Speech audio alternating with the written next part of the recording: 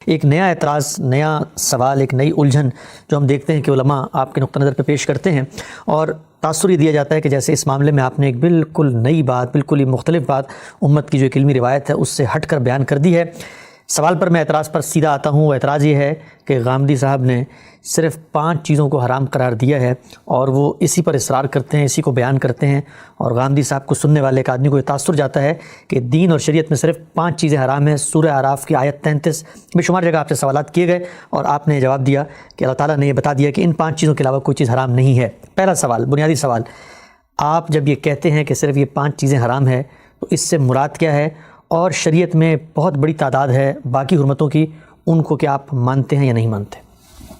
سب سے پہلے تو یہ سمجھ لیجئے کہ ہم جب کسی پر اعتراض کرتے ہیں تو اس میں ہمیں طریقہ کیا اختیار کرنا چاہیے۔ ہم سوالوں کے جواب دے رہے ہوتے ہیں، کسی موقع پر ایک آدمی نے ایک بات پوچھی ہے، آپ نے مختصر جملوں میں ایک بات اس کے جواب میں کہہ دی۔ اعتراض کرنے والا سب سے پہلے یہ دیکھے گا کہ جو بات کہی گئی ہے، اگر وہ بات اس کو اجنبی لگ رہی ہے تو جو شخص یہ بات کہہ رہا ہے کیا اس نے اس کے علاوہ بھی کچھ کیا ہے؟ کیا قرآن مجید میں جہاں وہ آیت آئی ہے جس کا یہ حوالہ دے رہا ہے اس پر بھی کچھ لکھا ہے؟ اس کی کتابوں میں بھی یہ بحث موجود ہے۔ تو اعتراض کرنے سے پہلے یہ ضروری ہوتا ہے کہ آپ اس شخص کا موقف متعین کریں، وہ ہے کیا۔ آپ یہ دیکھیں گے کہ میرے معترضین کے ساتھ یہ المیہ ہے کہ وہ اس کی ضرورت محسوس نہیں کرتے۔ ان کے پیش نظر یہ تحقیق نہیں ہوتی کہ میرا موقف کیا ہے، اس کی بنیادیں کیا ہیں، وہ کن چیزوں پر استوار ہوا ہے، میں نے اس کے ریلیشن کس طرح واضح کیے ہیں۔ ان کے پیش نظر یہ ہوتا ہے کہ کیا کوئی ایسی چیز نکالی جا سکتی ہے جس سے پروپیگنڈا کیا جا سکے۔ اسی وجہ سے استہزاء، استخفاف اور اس نوعیت کے دوسرے اسالیب اختیار کر لیے جاتے ہیں۔ تو اس سے آپ یہ تو کر سکتے ہیں کہ وقتی طور پر ایک فضا پیدا کر دیں، لیکن جس وقت لوگ تحقیق کریں گے، حقائق کو جانیں گے، استدلال کو سمجھیں گے، تو خود اندازہ کر لیجئے کہ معترضین اس وقت کس مقام پر کھڑے ہیں۔ تو میرا اس میں جو موقف ہے وہ میں نے اپنی تفسیر میں بیان کیا ہے۔ یہ سب کو معلوم ہے اور یہ اب کوئی چھپی ہوئی بات نہیں ہے کہ میں پورے قرآن مجید کی تفسیر کر چکا ہوں۔ ٹھیک، یہ تفسیر 5 مجلدات میں ہے۔ جس آیت کی بنیاد پر میں نے یہ بات کہی ہے، جن آیات کی بنیاد پر کہی ہے، وہ سورہ اعراف کی آیات ہے۔ ٹھیک، وہ آیات ظاہر ہے زیر بحث آئی ہیں، ان پر میں نے کچھ لکھا ہوگا، اس کی کوئی توضیح کی ہوگی، اس کا کوئی پس منظر بیان کیا ہوگا۔ اسی طریقے سے خاص اس کو موضوع بنا کر میں نے اپنی کتاب مقامات میں ایک مضمون لکھا ہے۔ تو کیا یہ حضرات جو اعتراض کر رہے ہیں، آپ ان کی تحریریں جب پڑھتے ہیں یا ان کی گفتگویں جب سنتے ہیں تو آپ دیکھتے ہیں کہ یہ ان سب چیزوں کو ملاحظہ کر چکے ہیں، ان کا مطالعہ کر چکے ہیں، وہاں جو تصریحات کی گئی ہیں ان کو سامنے رکھ رہے ہیں۔ جب میرا موقف پوری طرح بیان کرتے ہیں تو اس کے بعد تنقید کرتے ہیں، کیا ایسا ہے؟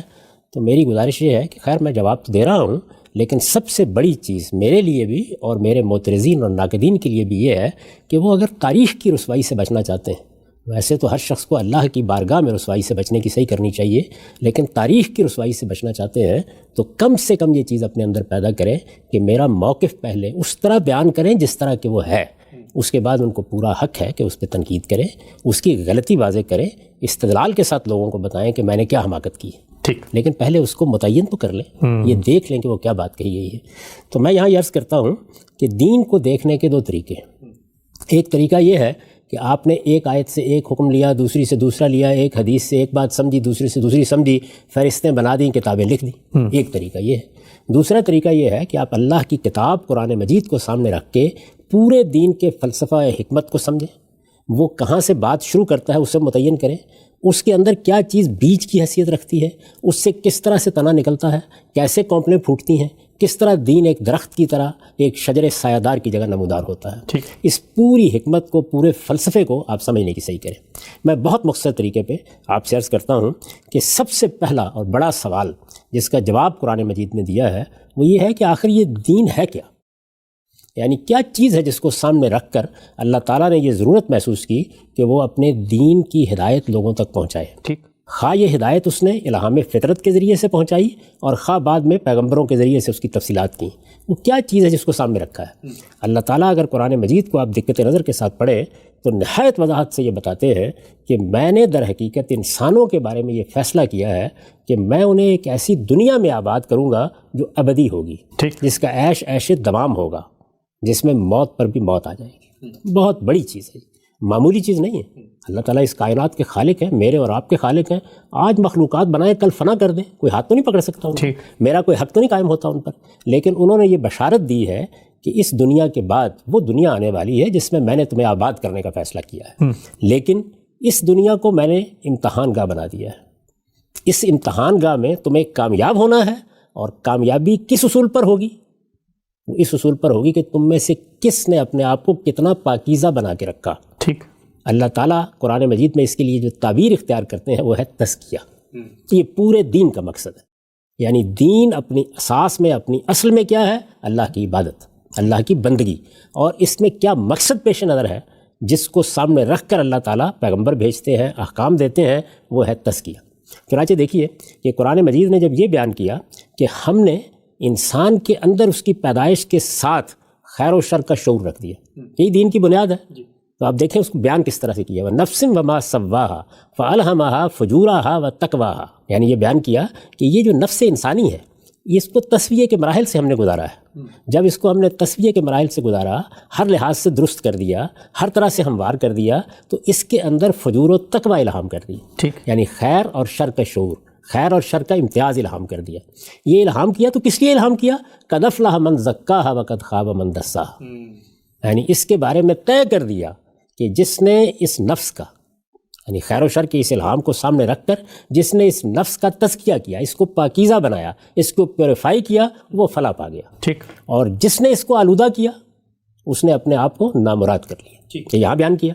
اس کے بعد جب رسالت میں آپ صلی اللہ علیہ وسلم کی بعثت کو بیان کیا، یعنی یہ الہام فطرت کا بیان تھا، اب اللہ کے پیغمبر آ رہے ہیں، سب پیغمبروں کا ذکر کیا، خاص طور پر رسالت میں آپ صلی اللہ علیہ وسلم جو آخری پیغمبر ہیں ان کی بعثت کا ذکر کیا، تو دیکھیے کیا کہا کہ هو الذی بعث فی الامیین رسولا منہم یتلو علیہم آیاتہ ویزکیہم ویعلمہم الکتاب والحکمہ، یعنی ہم نے ان امیوں میں ایک رسول پیدا کیا ہے، ایک رسول اٹھایا ہے۔ کیوں اٹھایا ہے؟ اس لیے اٹھایا ہے کہ ہم نے یہ فیصلہ کیا ہے کہ ہماری آیات نازل ہوں گی، ان آیات کو یہ انہیں پڑھ کے سنائیں گے، ٹھیک، اور ان کو کس چیز کی تعلیم دیں گے؟ اللہ کی سکھائی ہوئی حکمت کی تعلیم دیں گے۔ دوسری جگہ واضح کر دیا کہ حکمت سے مراد کیا ہے؟ ایمان و اخلاق کے مباحث، ٹھیک، ان کی تنقیح کریں گے، ان کی حقیقت واضح کریں گے، اور ان کو کتاب کی تعلیم دیں گے۔ کتاب کا لفظ یہاں قانون اور شریعت کے معنی میں استعمال ہوا ہے، یہ دو چیزیں سکھائیں گے۔ مقصد کیا ہے؟ یزکی، ان کا تزکیہ کریں، وہی تزکیہ، یعنی وہی تزکیہ۔ اسی بات کو دہرایا ہے بعض جگہوں کے اوپر، تو اسی کو مؤخر کر کے بتا دیا، گویا جو چیز پیش نظر رکھ کے یہ سب کچھ دیا گیا ہے وہ کیا ہے؟ تزکیہ۔ جس نتیجے تک پہنچنا ہے وہ کیا ہے؟ تزکیہ، ٹھیک، یعنی ہماری انفرادی زندگی، ہماری اجتماعی زندگی، ہمارا ظاہر، ہمارا باطن، ہمارا پروردگار اس کو پاک دیکھنا چاہتا ہے۔ جتنے آپ اپنے آپ کو پاکیزہ بنا لیں گے اس کے لحاظ سے جنت میں مقام طے ہو جائے گا، ٹھیک، یہ ہے دین کی بنیاد۔ اب اگلا سوال پیدا ہوتا ہے، اگلا سوال یہ پیدا ہوتا ہے کہ یہ جو تزکیہ یا یہ جو پاکیزگی ہے یہ کس دائرے میں حاصل کرنی ہے؟ یعنی تعین سے بتانا چاہیے نا۔ اللہ تعالیٰ نے جب سارا امتحان اسی پر موقوف کر دیا ہے، یہ کہہ دیا قد افلح من زکاہا، یہ کہہ دیا قد افلح من تزکا، سارا امتحان جب اس پہ موقوف ہے تو متعین کرنا پڑے گا۔ جب آپ اس کی تعین کرتے ہیں قرآن مجید سے تو معلوم ہوتا ہے کہ یہ چار چیزیں ہیں جو اصل میں پورے دین کے مشمولات یا کانٹینٹ کو وجود میں لے آتی ہیں۔ اچھا، پورا دین، ٹھیک، یعنی جو کچھ بھی آپ کو احکام دیے گئے ہیں، ہدایات دی گئی ہیں، یہ ذہن میں رکھیے کہ دین احکام کے لحاظ سے دو ہی چیزوں کا مجموعہ ہے، اوامر اور نواہی۔ کچھ چیزوں کو کرنے کے لیے کہا جائے گا، کچھ چیزوں سے روکا جائے گا، ٹھیک۔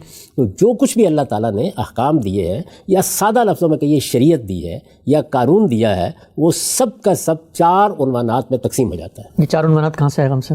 قرآن مجید کے استقراء سے۔ یعنی جب اللہ تعالیٰ کے احکام کی آپ فہرست بناتے ہیں ساری کی ساری، خواہ وہ احکام قرآن میں بیان ہوئے ہیں، خواہ وہ سنت میں ہیں، خواہ رسالت میں آپ صلی اللہ علیہ وسلم نے ان میں سے کسی کی توضیح تشریح کی ہے، ٹھیک، تو طریقہ کیا ہوتا ہے؟ دو ہی طریقے ہوتے ہیں، یا یہ ہوتا ہے کہ کوئی مصنف، کوئی محقق، کوئی متکلم، کوئی فقیہ، کوئی فلسفی، کوئی حکیم جب اپنا نقطہ نظر بیان کرتا ہے تو وہ خود کیٹیگرائز کر دیتا ہے، اور یا یہ ہے کہ آپ اس کی تمام چیزوں کو سامنے رکھ کر استقراء کے ذریعے سے اس کو متعین کرتے ہیں، ٹھیک۔ تو جب آپ تمام احکام کو سامنے رکھ کر اس نقطہ نظر کے مطابق کہ تزکیہ مقصود ہے، وہی ہدف ہے، وہی نصب العین ہے، یعنی دنیا میں کیا چیز حاصل کرنی ہے؟ تزکیہ، آگے نتیجہ کیا نکلنا ہے؟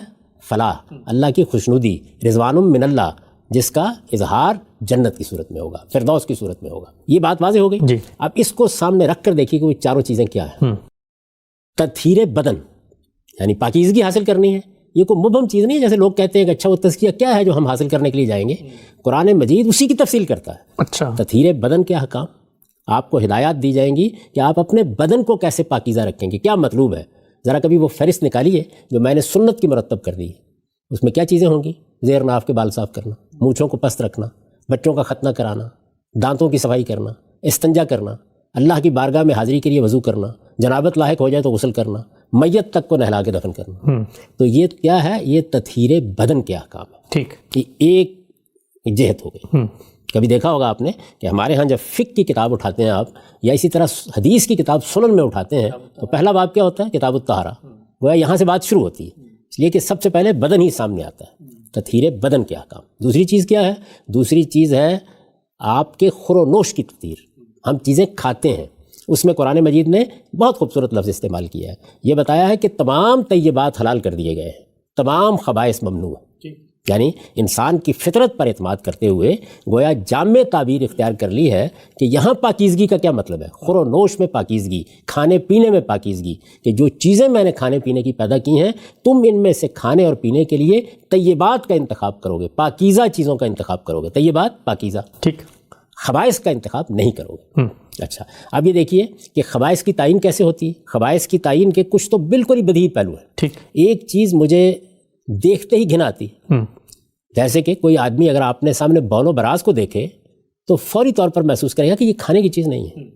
یعنی بالکل واضح ہوتا ہے، بالکل متعین ہوتا ہے. اسی پر باقی بہت سی چیزوں کو بھی قیاس کر لیجئے، یعنی گن آتی.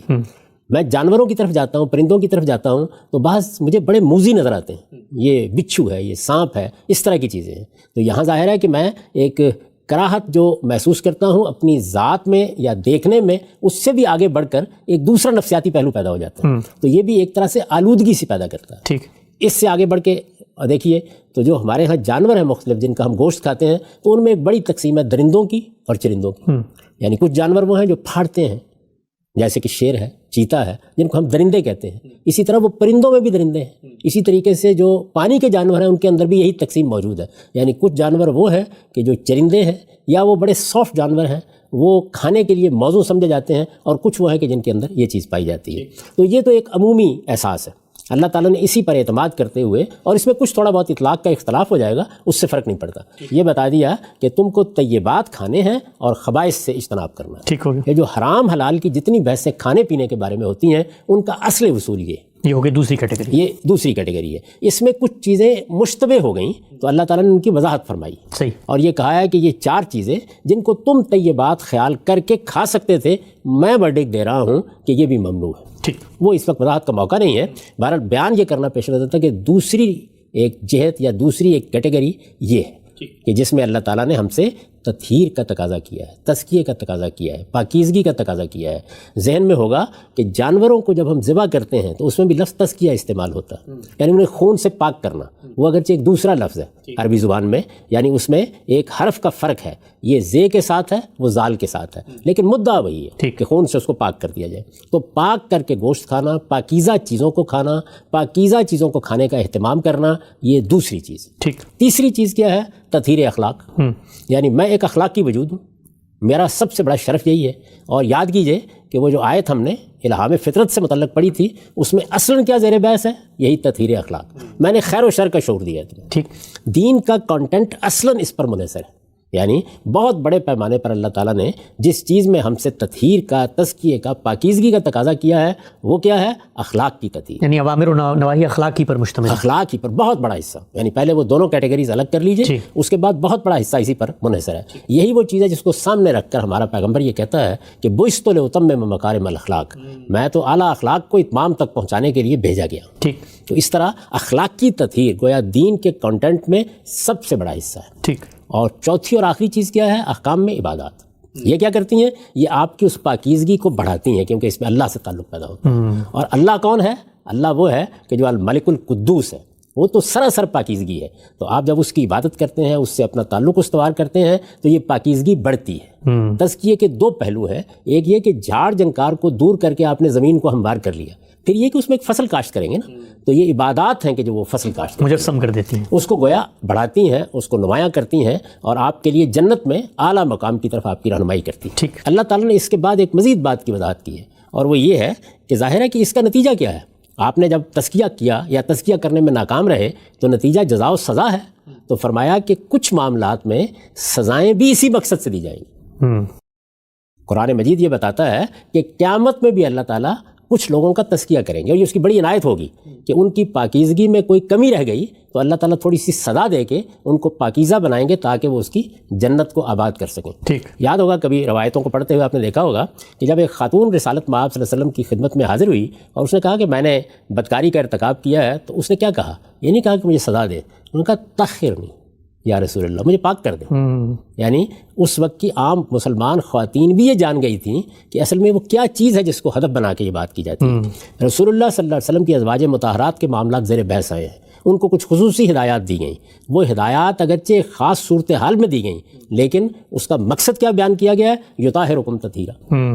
اسی کو آیا تطہیر آپ کہتے ہیں، پاک کرنا پیش نظر ہے. یعنی یہ لوگ تم پر بہتان لگانا چاہتے ہیں، یہ اپنی تہمتوں کا ہدف بنانا چاہتے ہیں، اللہ تمہیں ان سب چیزوں سے پاک دیکھنا چاہتا ہے. ٹھیک. اسی طریقے سے آپ جب قرآن مجید کو دیکھیں گے وہ اسی کو ہدف بنا کے بات کرے گا کہ اصل چیز یہ ہے، اور اس کا ظہور کیا ہوگا؟ ان صورتوں میں. یہ چار چیزیں ہیں. اب ان چاروں چیزوں کو سامنے رکھ کر قرآن مجید نے یہاں سورہ اعراف میں گفتگو کی ہے اور یہ بتایا ہے کہ ہماری حرمت و حلت ہوتی کیا چیز ہے. یعنی کہنے کو تو آپ کہتے ہیں فلاں چیز حرام ہے، فلاں چیز حرام ہے، تو حرمت کی بنیاد کیا چیز ہے؟ کہاں سے اس کو اٹھایا گیا ہے؟ وہ مقصد سامنے رکھیے، پاکیزگی. وہ جہتیں سامنے رکھیے، یعنی بدن کی طہارت، خور و نوش کی طہارت، اور پھر اس کے بعد سب سے بڑھ کر اخلاق کی طہارت. اسی میں سب سے زیادہ حرمتیں پیدا بھی ہوتی ہیں. بے شمار چیزیں ایسی ہیں کہ جو اخلاقی لحاظ سے آلودگی پیدا کرتی ہیں تو آپ کہتے ہیں ان سے اجتناب کریں. اخلاقی لحاظ سے پاکیزگی پیدا کرتی ہیں، آپ کہتے ہیں ان کو اختیار کریں. ٹھیک. تو اس کو واضح کرنا ضروری تھا نا. پہلے اس کو بنیاد میں واضح ہونا چاہیے. اب یہ جو میں لفظ بول رہا ہوں بنیاد میں واضح ہونا، یہی اصل میں قرآن مجید کے فلسفے اور حکمت کا کمال ہے. یعنی وہ پہلے یہ بتاتا ہے مقصد کیا ہے، پھر یہ بتاتا ہے وہ بنیاد کیا ہے کہ جس پر میرے احکام مبنی ہیں. تو کھانے پینے کے احکام کس چیز پر مبنی ہیں؟ چیزوں کے طیب اور خبیث ہونے پر، پاکیزہ اور غیر پاکیزہ ہونے پر. یہ دیکھیے اس بحث کا خاتمہ کر دیا ہے جو لوگ کرنے کے لیے نکل کھڑے ہوتے ہیں کہ اچھا فلاں چیز کو اگر حرام قرار دیا گیا ہے تو اس کا کوئی جسم کو نقصان پہنچتا ہوگا، اس میں کوئی جراثیم ہوگا، اس کے نتیجے میں معلوم نہیں کیا ہو جائے گا. یہ موضوع نہیں دین کا، پاکیزگی ہے. تو فرمایا کہ طیبات کھاؤ گے، خبائث سے اجتناب کرو گے. اب سب سے بڑا موضوع وہ کیا ہے؟ تطہیر اخلاق. اور تطہیر اخلاق ہی کے ذیل میں 10 احکام دیے گئے. ٹھیک. ان کی بنیاد کیا ہے؟ 5 چیزیں. اچھا. یعنی وہ کس چیز پر مبنی ہے، کہاں سے اٹھتے ہیں. دیکھیے نا، اللہ تعالیٰ مثال کے طور پر یہ کہتے ہیں کہ میں نے طیبات میں وہ چیزیں جن کو تم کھا سکتے تھے غلط فہمی کی وجہ سے ان میں سے 4 چیزیں حرام کر دی ہیں. کہتے ہیں سورہ انعام میں، سورہ نحل میں، سورہ بقرہ میں. بنیاد کیا ہے اس کی؟ چیزوں کا طیب اور خبیث ہونا. ہدف کیا ہے؟ تزکیہ، پاکیزگی. تو یہ لوگ جو دین کو سمجھنا چاہتے ہیں ان کو سب سے پہلے یہ جاننا چاہیے کہ یہ بے روح احکام کا مجموعہ نہیں ہے دین. اس کی حکمت اور اس کا فلسفہ ہے جس کو آپ قرآن کی روشنی میں پہلے سمجھیں.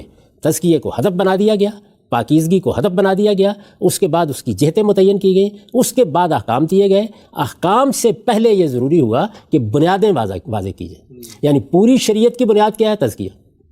ٹھیک. اچھا، اس کے اندر طہارت کے احکام وہ تو میں آپ ایسے ہی جان لیتے ہیں، جس طرح صفائی کا لفظ بولا جائے تو آدمی جان سکتا ہے. ٹھیک. کھانے پینے میں طیبات اور خبائث کا فرق ملحوظ رکھنا، اور اخلاق میں یہ بتایا گیا ہے کہ وہ کیا چیزیں ہیں کہ جس کو اللہ تعالیٰ تمہارے اخلاق میں نہیں دیکھنا چاہتا. تو اس کا مطلب یہ ہے کہ جو کچھ بھی حرمتیں اخلاق کی ہیں وہ سب کی سب اسی کے اوپر مبنی ہوں گی. ٹھیک ہے سر. یہ میں نے ایک تمہید میں آپ کو بتایا کہ اس طرح سے دین کو دیکھنا ہے. اب آپ جب مجھے اجازت دیں گے تو میں آپ کے سامنے قرآن مجید کی سورہ اعراف کی وہ آیت رکھوں گا. اس میں یہ چیز کیسے زیر بحث آئی ہے، کن الفاظ میں آئی ہے، کس ترتیب سے آئی ہے، قرآن مجید نے کس چیز کو سامنے رکھ کر یہ بات کہی ہے، پھر اس کو کس طرح منتہائے کمال تک پہنچایا. ٹھیک ہے سر. بہت ہی آپ نے تفصیل سے یہ ابتدائی جو ایک الجھن ہے اس کو واضح کیا کہ اصل میں وہ پیراڈائم کیا ہے جہاں سے آپ چیزوں کو دیکھ رہے ہیں اور جو اعتراض پیدا ہو رہا ہے وہ کیا وجوہ اور علت ہیں جو نظر انداز ہو رہی ہیں. میرا ایک سوال یہاں پر ہے اس آیت پہ آنے سے پہلے. وہ سوال یہ ہے کہ جو آپ بات بیان کر رہے ہیں اس میں دین کا ہر حکم ایک مربوط، منظم، ایک محکم فریم ورک کے اندر ہے. وہ فریم ورک جڑا ہوا ہے کیٹیگریز سے، وہ کیٹیگریز جاتی ہیں مقصد تک. ہر حکم اس مقصد تک آپ کو لے کر جا رہا ہے، ٹریول کروا رہا ہے، اور اس کے بعد ایک نتیجہ نکل رہا ہے جو جنت کی صورت میں ہے. سوال میرا آپ سے یہ ہے کہ ایک اگر اس امکان کو آپ یہاں مان لیں تھوڑی دیر کے لیے کہ یہ سب متفرق احکام ہیں، الگ الگ دیے گئے، کہیں پہ کہا یہ مت کھاؤ، کہیں پہ کہا وہ کھاؤ، کہیں پہ کہا یہ کرو، کہیں پہ کہا نہیں کرو. اس سے جو دین کی روح ہے، دین کا فلسفہ ہے، اس کو سمجھنے میں کیا کوئی فرق واقع ہوتا ہے جو ہماری روایتی ایک اپروچ ہے، اور یہ جو آپ نے اپروچ ڈیولپ کی ہے، بیان کیا ہے، اس کا فائدہ کیا ہوتا ہے خود مذہب کے فلسفے کو سمجھنے میں؟ پہلے تو میں یہ عرض کروں کہ یہ اپروچ میں نے ڈیولپ نہیں کی. قرآن نے خود یہ اپروچ اختیار کی ہے. ٹھیک. میں نے آپ کو بتایا ہے کہ جس وقت اس نے یہ کہا کہ میں نے تمہارے اندر یہ خیر و شر کا الہام رکھا کیوں، تو وہاں بنیاد واضح کی قد افلح من زکاہا وقد خاب من دساہا. جب اللہ نے اپنے پیغمبر بھیجے تو یہ بتایا کس لیے آئے ہیں، یہ تمہیں کتاب کی تعلیم دیں گے. کتاب کیا ہے؟ قانون، شریعت. تمہیں شریعت کی تعلیم دیں گے. یہاں میں واضح کر دوں کہ کتاب کا لفظ قرآن مجید میں جس طریقے سے کتاب یا بک کے لیے استعمال ہوا ہے اسی طرح قانون کے لیے بھی جگہ جگہ استعمال ہوا ہے. ٹھیک. تو قانون دیا ہے، حکمت دی ہے. کیا مقصد ہے اس کا؟ تزکیہ. تو قرآن نے خود یہ بنیادیں پہلے اٹھائی ہیں. اس کے بعد یہاں بھی آپ دیکھیں گے جب میں اس آیت کی تحلیل کروں گا کہ یہاں پر وہ جو سب احکام ہے، بکھرے ہوئے احکام ہوتے ہیں نا، 10 20 15 ہو سکتا ہے 50 کی فہرست بن جائے، ان احکام کے اندر کیا چیز پیچھے کیا ہے. تو آپ دیکھیے اس کی بنیاد واضح کی کہ جو طہارت کے احکام ہیں ان کی بنیاد کیا ہے؟ بدن کی صفائی. اس کو پہلے سامنے رکھ لیں. اب اس کے ساتھ ختنہ ریلیٹ ہو کے سمجھ میں آئے گا، اس کے ساتھ مونچھوں کا پست رکھنا ریلیٹ ہو کے سمجھ میں آئے گا، اس کے تحت آپ کا بغل کے بال صاف کرنا، آپ کا زیر ناف کے بال صاف کرنا، آپ کا مردے کو نہلانا، یعنی طہارت کا ایک پورا کا پورا قصر ہے جو قرآن مجید نے تعمیر کر دیا ہے. لیکن وہ کس بنیاد کے اوپر کھڑا ہے؟ کانسیپٹ کیا ہے؟ وہ کانسیپٹ کیا ہے، کیا چیز ہے؟ یعنی خدا ہمارے اس وجود کو، یہ جو قالب ہمیں دیا ہے، اس کو پاکیزہ دیکھنا چاہتا ہے. اس لیے کہ اسی قالب کے اجزاء ہیں جن سے ایک نیا قالب وجود میں آنا ہے اور اس میں پھر جنت میں ہم داخل ہو جائیں گے. تو خدا کے فردوس میں داخل ہونے کے لیے وہ چیز بنیادی ہے. اس چیز کو بیان کیا. اس کے بعد خود قرآن نے یہ بتایا کہ میرے احکام کی اساسات اخلاقیات میں کیا ہیں، یہ ابھی ہم دیکھیں گے. پھر اس کے بعد احکام دینے شروع کر دی. تو یہ میں نے صرف سمجھنے کا کام کیا ہے. یعنی یوں نہیں ہے کہ میں نے اپنا کوئی تصور یا کوئی فلسفہ کہیں باہر سے ڈیولپ کیا ہے. قرآن کو سامنے رکھ کر جب میں نے سمجھنے کی کوشش کی کہ یہ سارا دین کس چیز پر مبنی ہے. میری کتاب میزان میں ایک مقدمہ ہے، 2 مقدمے ہیں اس کے. ایک اصول و مبادی ہے جس میں نے یہ بیان کیا کہ اپروچ کیا ہونا چاہیے دین کو سمجھنے کے لیے. اس میں ظاہر قرآن زیر بحث آیا ہے، سنت زیر بحث آئی ہے، حدیث زیر بحث آئی ہے، ان کے اصول کیا ہے. اس کے بعد ایک دوسرا مقدمہ ہے دین حق. اس میں پورے دین کی تصویر کیا بنتی ہے. تو یہ جب آپ دیکھ لیتے ہیں اس کو تو بے شمار چیزیں جو ہمارے ہم معرض بحث میں رہتی ہیں ختم ہو جاتی ہیں. اچھا پھر یہ کہ اگر آپ نے یہ پیش نظر نہیں رکھا تو کوئی آدمی آئے گا اور وہ آ کر ایک بالکل مختلف مقصد باہر سے لائے گا اور پورے دین کی بنیاد اٹھا کے پھینک دے گا. جیسے کہ ہوا اس معاملے میں. یعنی جب یہ طے کر لیا گیا کہ یہ دنیا کے مسائل حل کرنے کے لیے ایک نظام ہمیں دیا گیا ہے تو آپ دیکھیے کہ اس کے بعد ہم شکست کھا گئے. یعنی ہر حکم کو متفرق سمجھ کے ایک مقصد متعین کر لیا گیا. تو قرآن کیا مقصد متعین کرتا ہے؟ اس نے کیا چیز ہمارے سامنے رکھی ہے؟ وہ ہے پاکیزگی، پیوریفیکیشن. اس کو ہدف کے طور پر رکھا. اس کا نتیجہ کیا ہے؟ فلاح. فلاح سے مراد کیا ہے؟ اللہ کا رضوان، اللہ کی خوشنودی اور اس کی عطا کی ہوئی جنت. یہ بات اصول میں واضح کر دی. اب اس کے بعد نیچے آئیے. نیچے آ کے بتایا یہ 4 چیزیں ہیں جن پر میرے سب احکام مبنی ہیں. وہ بنیاد واضح کی. اس کے بعد اب حکم دیے جاتے ہیں. اچھا یعنی حکم گویا کہیں فضا میں لٹکا ہوا نہیں ہوتا، معلق نہیں ہوتا، بلکہ وہ ایک بنیاد سے اٹھتا ہے اور اس کے بعد اس کو بتایا جاتا ہے. تو ہر حکم کو جب آپ ریلیٹ کر کے بتائیں گے تب لوگوں کی سمجھ میں آئے گا کہ اصل میں یہ ہوا کیا ہے، خدا نے یہ نعمت دی کیا ہے. جس کو وہ کہتا ہے کہ یہ میں نے اتمام نعمت کیا ہے تو اصل میں چیز کیا ہے. میرے پورے وجود کو سامنے رکھ کر اس کو اس پروردگار نے اپنی جنت کے لیے کیسے منتخب کرنا ہے اس کی ہدایت مجھے دی. سبحان اللہ. اچھا. باقی رہ گئی یہ دنیا کہ اس میں آپ نے اپنے نفس کی حفاظت کرنی ہے، عقل کی حفاظت کرنی ہے، مال کی حفاظت کرنی ہے. اس کے بنائیے بہت سے قوانین اور ضابطے. اس کا مذہب سے کوئی تعلق نہیں ہے. یعنی مجھے بدن کو بہت سی بیماریاں لاحق ہوتی ہیں، ان بیماریوں کا علاج کرنا ہے، اس کے لیے طب کا علم ہے. وہ اللہ تعالیٰ نے اور انسان کو بہت کچھ دے رکھا ہوا ہے. اس سب کچھ کے لیے پیغمبر نہیں آئے. پیغمبر آئے ہیں ہمیں پیوریفائی کرنے کے لیے، پاکیزہ بنانے کے لیے، اور انفرادی زندگی کو بھی، اجتماعی زندگی کو بھی. بہت سے لوگ اس لفظ کو سنتے ہی، کیونکہ یہ صوفیہ نے بہت استعمال کیا ہے، تو کہتے ہیں یہ تو انفرادی بات ہوئی. نہیں، میں ایک انسان ہوں. انسان کی حیثیت سے میں فرد ہوں. انسان کی حیثیت سے میں گھر کا باپ ہوں، میں ماں ہوں، میرے رشتے ہیں. میں مسجد میں جاتا ہوں، میں کسی منڈی میں جاتا ہوں، میں کاروبار کرتا ہوں، میں سیاست میں جاتا ہوں. یہ میری پوری زندگی ہے جس کو سامنے رکھ کر تزکیہ مطلوب ہے. ٹھیک. یعنی یہ کوئی کسی خانقاہ میں بیٹھنے کی دعوت نہیں ہے، بلکہ میری زندگی، میرا وجود وہ جہاں جہاں متعلق ہوگا، جس جس دائرے میں جائے گا، ہر جگہ پر اللہ تعالیٰ فرمائیں گے یہاں پاکیزگی اختیار کرنی ہے. سیاست میں پاکیزگی، معیشت میں پاکیزگی، معاشرت میں پاکیزگی. اس پاکیزگی کے لیے میری رہنمائی کی ہے اللہ تعالیٰ نے شریعت کی صورت میں، جہاں مجھے فیصلے کرنے میں مشکل پیش آ سکتی ہے، رہنمائی فرمائی ہے. تو یہ چیز اگر آپ کے سامنے نہیں ہے تو اس میں تو احکام کے مجموعے ہیں جو آپ کو دے دیے جائیں گے، اور آپ سے یہ تقاضا کیا جائے گا کہ چونکہ اللہ کا حکم ہے ان کو مان لیں. اللہ کا حکم ہی ہے جس کو مانا جا رہا ہے، لیکن اس کا فلسفہ سمجھیں گے، اس کی حکمت سمجھیں گے تو اپنی آئندہ نسلوں کو بتائیں بتائیں گے بلکہ انسانیت کو بتائیں گے.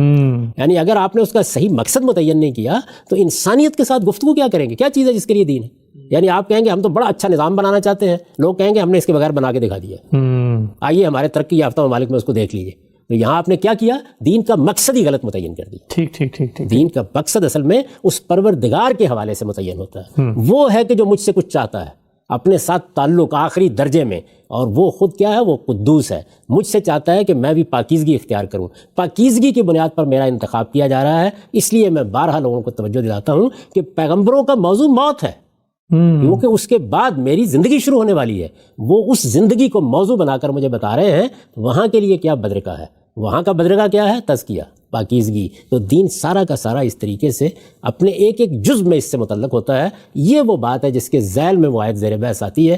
پوری بات کو سمجھے بغیر آپ جس چیز پر چاہے تنقید کر دیں. ٹھیک ہے صاحب، دین کا مقصد متعین ہے. وہ مقصد 4 جہات سے مجھ سے متعلق ہوتا ہے. اس میں اخلاق کی پاکیزگی کے حوالے سے وہ کیا کرائٹیریا ہے، کیا اصول ہیں، کیا کانسیپٹس ہیں جو قرآن مجید نے دیے ہیں، اس ضمن میں یہ آیت زیر بحث آتی ہے. آیت کیا ہے، کس پس منظر میں شروع ہوئی، کیا بات بیان کر رہی ہے؟ کہ میں پہلے عرض کر چکا ہوں کہ یہ سورہ اعراف کی آیات ہیں. ان کی ابتدا آیت 31 سے ہوتی ہے. ٹھیک. اس میں جو چیز زیر بحث آئی، یعنی ظاہر ہے پہلے سیاق معلوم ہونا چاہیے، کس سیاق میں معاملہ، اور وہ سیاق بھی بڑی بصیرت اپنے اندر رکھتا ہے. جس وقت لوگ مذہب بناتے ہیں، لوگ دین بناتے ہیں، یعنی ایک تو یہ ہے نا کہ اللہ نے دین دیا، اللہ نے وہ دین دیا جو میرے اندر الہام کیا. اللہ نے میرے اندر اس الہام فطرت کی وضاحت، اس کی تفصیلات کے لیے پیغمبر بھیجے. اس سے جو دین بنتا ہے جس کو اسلام کہتے ہیں، اس پر ہم بات کریں گے. لیکن لوگ بھی دین بناتے رہے ہیں. یہ جتنے صوفیانہ مذاہب ہیں یہ انسان کے بنے ہوئے مذاہب ہیں. ان صوفیانہ مذاہب میں بھی تزکیہ کا لفظ استعمال ہو جاتا ہے. اچھا. اس میں بھی یہ تقاضا کیا جاتا ہے کہ فلاں فلاں چیزیں نہیں ہونی چاہیے. یہ سب چیزیں چونکہ انسانوں کے بنائے ہوئے ادیان میں بھی زیر بحث آتی ہیں. یعنی جس طرح ہم کوئی ازم دنیا میں بناتے ہیں اور دنیوی معاملات کو سامنے رکھ کے بناتے ہیں، تو ہم کہتے ہیں کہ کمیونزم میں یہ چیزیں ہوں گی، یہ نہیں ہوگی. ٹھیک. سوشلزم میں یہ چیزیں ہوں گی، یہ نہیں ہوں گی. کیپٹلزم کے یہ تقاضے ہیں، یہ نہیں ہیں. اسی طریقے سے جس وقت انسان مذہب بناتا ہے تو اس میں بھی وہ یہ دیکھتا ہے کہ پھر زندگی کیا ہونی چاہیے، مقصد کیا ہے. یہ ساری چیزیں طے کرے گا نا. اس کے لحاظ سے وہ بھی ایک پوری کی پوری شریعت بناتا ہے. اچھا. تو انسان بناتے ہیں. یہ شریعت قدم قدم کے اوپر اصل اسلام کے مقابلے میں بھی آتی ہے. اچھا. اور بعض موقعوں کے اوپر خود کسی دین کے ماننے والے لوگ جب اس دین کو، خدا کے دین کو اختیار کرتے ہیں یا اپنے پس منظر سے آتے ہیں، تو وہ بھی ان کے درمیان اختلاط پیدا کرنے کی کوشش کرتے ہیں. تو یہاں صورتحال یہ تھی کہ جب رسالت مآب صلی اللہ علیہ وسلم کی بعثت ہوئی تو خود مشرکین کے ہاں بھی بہت سی دینی چیزیں، اگرچہ وہاں پر اس طرح صوفیانہ مذاہب کا ورود تو نہیں ہوا، لیکن بہت سی دینی چیزیں توہمات کی صورت اختیار کر چکی تھیں. یعنی ایک یہ چیز ہوتی ہے کہ پورا کا پورا دین ہی آپ نے باہر بیٹھ کے بنا لیا، جس کو میں متوازی دین کہتا ہوں. اور ایک چیز یہ ہوتی ہے کہ اصل دین موجود تھا، اس میں ایسی بدعتیں پیدا کر دی گئیں جو اصل میں اسی سے متاثر ہو کے کی گئی ہیں. انسانوں کے بنائے ہوئے دین تھے. اس میں ایک چیز یہ تھی کہ آدمی جب مسجد میں آتا ہے، جب اللہ کی بارگاہ میں جاتا ہے، جب وہ عبادت کرنا چاہتا ہے، ظاہر حرم تھا، حرم کے وہ متولی تھے، حرم میں آتا ہے تو اس موقع کے اوپر اسے دنیا کو ہٹا کے آنا چاہیے. یہ دنیا کی زینت، یہ کپڑے، یہ نہیں ہونے چاہیے. اس میں نوبت یہاں تک پہنچ گئی کہ برہنہ طواف کو بڑی اہمیت حاصل ہو گئی. اچھا. یہ پس منظر ہے جس میں اللہ تعالیٰ اپنی بات شروع کر رہے ہیں. اب دیکھیے کیسے شروع کرتے ہیں. فرمایا یا بنی آدم خذوا زینتکم عند کل مسجد وکلوا واشربوا ولا تسرفوا انہ لا یحب المسرفین. پہلے گویا تنقید کی، یہ بتایا کہ آدم کے بیٹو ہر مسجد کی حاضری کے وقت اپنی زینت کے ساتھ آؤ. ساری ترتیب ہی بالکل الٹ کر رکھ دی. یعنی وہاں یہ تھا کہ یہ بدن بھی مایا کا جال ہے، یہ لباس بھی تم نے اصل میں اس کو پہنا کر اس میں فخر و غرور پیدا کر دیا ہے. اتارو اس سب کچھ کو، دھونی رماؤ، جنگل میں جاؤ. یعنی یہ چیز صوفیانہ مذاہب میں ہدف بن جاتی ہے. یہی چیز حاصل کرنی ہے. اسی وجہ سے رہبانیت آپ نے دیکھا کہ پیدا ہوئی. تو قرآن مجید نے یہ کہا کہ تم مسجد کی حاضری کے وقت اپنی زینت کے ساتھ آؤ. اسی طرح کھانے پینے کے معاملے میں آپ کو یاد ہوگا کہ بالعموم صوفیانہ مذاہب میں ایک قاعدہ کلیہ بیان کیا جاتا ہے کہ اگر تم نے اللہ تعالیٰ کو پانا ہے، اس کے قریب ہونا ہے، تو قلت طعام، قلت منام، قلت کلام، یعنی اپنے کھانے پینے کو کم کرو. اس میں ظاہر ہے جو طیب چیزیں ہیں، حلال چیزیں ہیں، وہ بھی زیر بحث آتی ہیں کہ ان میں دل نہیں لگانا. یہ اصل میں مایا کا جال ہے جس میں تم. قرآن مجید نے یہ کہا کلوا واشربوا، کھاؤ پیو، مگر حد سے آگے نہ بڑھو. یعنی یہ بتایا کہ میرا دین کس نوعیت کا ہے. یہ ایک بنیادی بات تھی. میں اس کی مزید تفصیل اس لیے نہیں کر رہا کہ یہ اصل میں پس منظر ہے اس کا، تاکہ واضح ہو جائے. اللہ حد سے بڑھنے والوں کو پسند نہیں کرتا.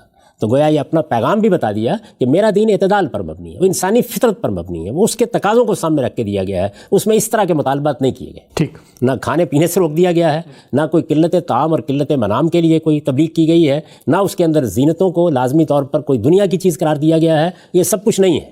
لہٰذا میری مسجد میں آنا ہے، میری بارگاہ میں حاضر ہونا ہے تو اپنی زینت سے آؤ. اس کے بعد معلوم ہوتا ہے کہ مقابلے میں جو لوگ ہیں وہ ظاہر اصرار کرتے ہیں نا اپنی بات پر، تو بہت ہی غیر معمولی لب و لہجہ ہے اس میں. فرمایا کل من حرم زینت اللہ التی اخرج لعبادہ والطیبات من الرزق. ان سے پوچھو اے پیغمبر، اللہ کی اس زینت کو کس نے حرام کر دیا جو اس نے اپنے بندوں کے لیے پیدا کی. سبحان اللہ. یعنی گویا ساری ترتیب الٹ دی بالکل، کہ یہ دنیا کے اندر صرف وہی نہیں کہ ضروریات ہیں جو اللہ نے فراہم کی ہیں. صوفیانہ مذاہب میں بڑی اہمیت ہے اس چیز کی کہ ضروریات تک محدود ہونا چاہیے آپ کو. فرمایا کہ یہ جو زینتیں ہیں یہ زینتیں میں نے پیدا کی ہیں، اور جانتے ہو کس کے لیے پیدا کی ہیں؟ اپنے بندوں کے لیے پیدا کی ہیں. دیکھیے اس پر میں نے جو نوٹ لکھا ہے وہ سن لیجئے. زینت کا لفظ عربی زبان میں ان چیزوں کے لیے آتا ہے جن سے انسان اپنی حصے جمالیات کی تسکین کے لیے کسی چیز کو سجاتا بناتا ہے. یعنی لفظ ہی وہ اختیار کیا ہے کہ جو ضروریات سے آگے کا ہے. زینت کا لفظ عربی زبان میں ان چیزوں کے لیے آتا ہے جن سے انسان اپنی حصے جمالیات کی تسکین کے لیے کسی چیز کو سجاتا بناتا ہے. چنانچہ لباس، زیورات وغیرہ بدن کی زینت ہے. پردے، صوفے، قالین، غالیچے، تماثیل، تصویریں اور دوسرا فرنیچر گھروں کی زینت ہے. باغات، عمارتیں اور اس نوعیت کی دوسری چیزیں شہروں کی زینت ہیں. غنا اور موسیقی آواز کی زینت ہے. شاعری کلام کی زینت ہے. پہلے تو زینت کو سمجھ لیجئے کہ عربی زبان میں یہ لفظ کتنا جامع ہے اور کیسی خوبصورت تعبیر ہے. دین کی صوفیانہ تعبیر اور صوفیانہ مذاہب تو ان سب چیزوں کو مایا کا جال سمجھتے اور بالعموم حرام یا مکروہ یا قابل ترک اور ارتقاء روحانی میں سد راہ قرار دیتے. یعنی اگر آپ صوفیانہ مذاہب کو پڑھیں گے یا دین کی صوفیانہ تعبیر جن لوگوں نے کی ہے ان کو پڑھیں گے تو وہ کہیں گے یہ سب مایا کا جال ہے، اور بالعموم یہ کہیں گے فلاں فلاں چیزیں حرام ہیں. اچھا چلے حرام نہیں تو مکروہ ہے یا کم سے کم قابل ترک ہے، اور اگر تم روحانی ارتقاء چاہتے ہو تو تمہیں ان سے ہاتھ اٹھانا ہوگا. وہاں میسج، وہاں پیغام یہ ہے. مگر قرآن کا نقطہ نظر یہ نہیں ہے.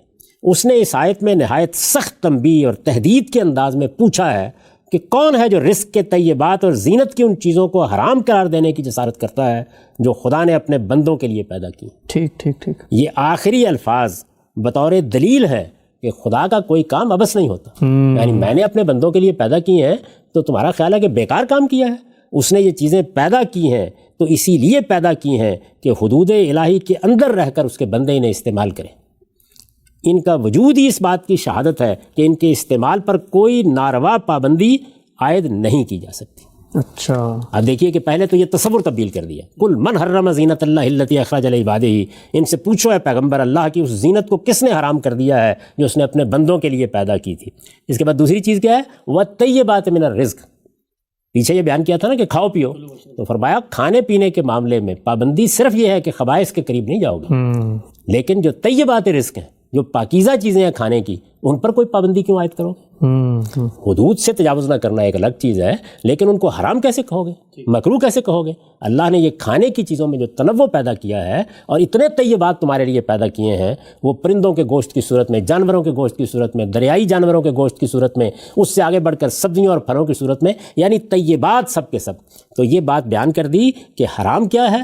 حرام خبائث. ٹھیک. مطلب ایک قطع کلامی کی معذرت چاہتا ہوں، یہ بتائیے گا اس موقع پہ جو اتنی اسٹریس سے اللہ تعالیٰ نے بات کی ہے کہ کل من حرم زینت اللہ التی اخرج لعبادہ والطیبات من الرزق، جن لوگوں نے کیا تھا یہ کام انہوں نے تو اللہ کی تائید خوشنودی اور اللہ کے قریب قرب کے لیے کیا تھا، لیکن اس موقع پہ اللہ تعالیٰ ان کے اس چیز کو بالکل اگنور کر کے کہ اگرچہ مجھ سے قریب ہونے کے لیے تم نے سب کچھ ممنوع قرار دے کے حرام کر لیا، لیکن کس نے یہ غصے اور اتنے عتاب کی وجہ کیا ہے یہاں پہ؟ یہ ہے کہ اللہ کا آخری پیغمبر اس وقت قرآن کی صورت میں دین کی وضاحت کر رہا ہے. اچھا. اس کے مقابل میں اگر کوئی چیز باقی رہ گئی اور ادنا نرمی بھی برتی گئی تو پھر دین کے اندر اسی طرح کی بدعتیں در آئیں گی. ٹھیک ٹھیک. البتہ ان لوگوں کے اوپر کچھ شفقت کا ہاتھ رکھا ہے، لیکن وہ سورہ حدید میں رکھا ہے، وہ ایک الگ موضوع ہے. تو کہا ان سے پوچھو اے پیغمبر، اللہ کی اس زینت کو کس نے حرام کر دیا جو اس نے اپنے بندوں کے لیے پیدا کی تھی، اور کھانے کی پاکیزہ چیزوں کو کس نے ممنوع ٹھہرایا ہے. اب دیکھیے یہاں پر یہ پاکیزہ چیزوں کو کس نے ممنوع ٹھہرایا ہے. یہ جب بات کہی اللہ تعالیٰ نے تو اس کا مطلب کیا ہے؟ اس کا مطلب یہ ہے کہ کھانے پینے میں پاکیزہ چیزیں حلال ہیں، خبائث حلال نہیں. یہ واضح کر دیا، لیکن واضح کرنے کا طریقہ کیا اختیار کیا؟ وہ یہ کہ فہرست دینے کی ضرورت نہیں ہے، صرف طیبات کا لفظ استعمال کر دیا. یہ قرآن مجید کا اعجاز بھی ہے اور ایجاز بھی ہے، بہت کمال سے بات بیان کرتے ہیں۔ آگے ذرا سنیے کیا ہے، جی قل ہی للذین آمنوا فی الحیات الدنیا خالصۃ یوم القیامہ، ان سے کہو وہ دنیا کی زندگی میں بھی ایمان والوں کے لیے۔ اچھا، ایک سوال پیدا ہوتا ہے نا کہ کی ہیں اللہ نے زینتیں پیدا، چلیے مان لیا، لیکن ایمان والوں کو تو ان سے بالا تر رہنا چاہیے نا، وہ جنت کے لیے زندگی بسر کریں۔ فرمایا میں نے پیدا ہی ایمان والوں کے لیے کی۔ اچھا، ظاہر ہے کہ اس کے مقابل کا یہ جملہ مقدر ہو گیا، لیکن خدا نے منکروں کو بھی ان میں شریک کر دیا۔ فرمایا میں نے ایمان والوں کے لیے پیدا کی تھی، منکر تو تمہارے طفیل ان میں شریک ہوئے، یعنی اصلاً ایمان والوں کا، اصلاً ایمان والوں کے لیے پیدا کی تھی، اور قیامت کے دن تو خاص انہی کے لیے ہوں گی۔ یعنی فرق کیا ہے دنیا میں؟ یہاں میں نے ایمان والوں کے لیے پیدا کی، منکرین بھی فائدہ اٹھاتے ہیں، وہاں وہ صرف ایمان والوں کے لیے خاص ہو جائیں گی، منکروں کا ان میں کوئی حصہ نہ ہوگا۔ اس کے بعد کس شان سے فرمایا، کذالک نفصل الآیات لقوم یعلمون، ہم ان لوگوں کے لیے جو جاننا چاہیں اپنی آیتوں کی اسی طرح تفصیل کرتے ہیں۔ ٹھیک، میں بھی اپنے ناقدوں سے کہتا ہوں کہ اسی طرح تفصیل سے سمجھا کریں کہ کس بات پر آپ نقد کرنے کے لیے جا رہے ہیں۔ اللہ نے اپنی آیتوں کی وضاحت کر دی، یہ بتا دیا کہ ایسے ہے یہ۔ اس پر بھی میں نے ایک چھوٹا سا نوٹ لکھا ہے، قرآن کا یہ اعلان اگر غور کیجئے تو ایک حیرت انگیز اعلان ہے۔ عام مذہبی تصورات اور صوفیانہ مذاہب کی تعلیمات کے برخلاف قرآن دینی زندگی کا ایک بالکل ہی دوسرا تصور پیش کرتا ہے۔ تقرب الہی یعنی اللہ کا قرب، اور وصول اللہ، اللہ تک پہنچنا۔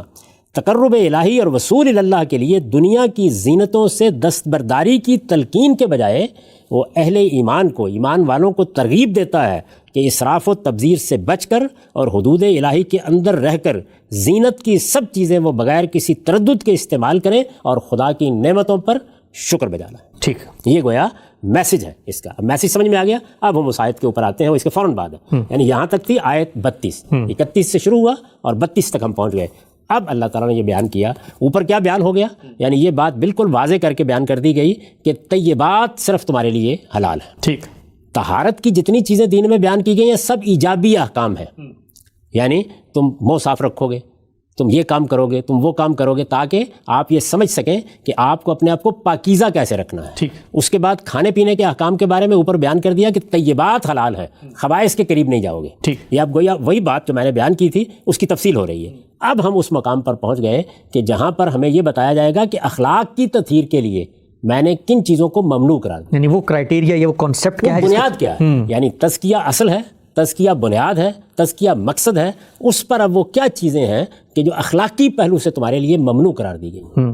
تو اس میں اگر وقت ہے ہمارے پاس تو ہم اس آیت کی طرف بڑھتے ہیں، اور اگر نہیں ہے تو میں صرف آیت کو پڑھ دیتا ہوں اور آپ کو یہ بتاتا ہوں کہ اس میں وہ کیا 5 چیزیں بیان کی گئی ہیں۔ یہ وہ 5 چیزیں ہیں جن کا میں نے بعض سوالوں کے جواب میں ذکر کیا ہے، جو تمام اخلاق کی ہدایات و احکام کے لیے گویا بنیاد کی حیثیت رکھتی ہیں۔ ٹھیک، جن چیزوں کو اللہ تعالیٰ نے ممنوع قرار دیا ہے ان کی اساس پہلے واضح کی ہے کہ وہ کیا ہے، تاکہ ہم ایک لمبی فہرست کی بجائے اس اساس کو سمجھ کر ان سب چیزوں کو خود اس سے متعلق کر سکیں۔ ٹھیک، آپ سے معذرت چاہتا ہوں، ہمارا چاہے وقت یہاں پر مکمل ہو رہا ہے، 50 منٹ کے قریب ہو چکے ہیں۔ یہ سورہ اعراف کی آیت 33 میں بات آگے کیسے بڑھ رہی ہے، وہ 5 چیزیں کیا ہیں، ایک چیز پہ میں چاہوں گا کہ اگلی نشست میں رک کر آپ سے سمجھیں، پوچھیں اور آپ اس کو بیان کریں کہ وہ کیا بنیادیں ہیں، وہ کیا چیزیں ہیں جو اخلاقی تطہیر کے کرائٹیریے کے مقصد کے طور پہ یہاں بیان ہو گئی ہیں۔ انشاءاللہ اگلے پروگرام میں ہم اس کو زیر بحث لاتے ہیں۔ آپ کے وقت اب تک بہت شکریہ۔ بہت شکریہ۔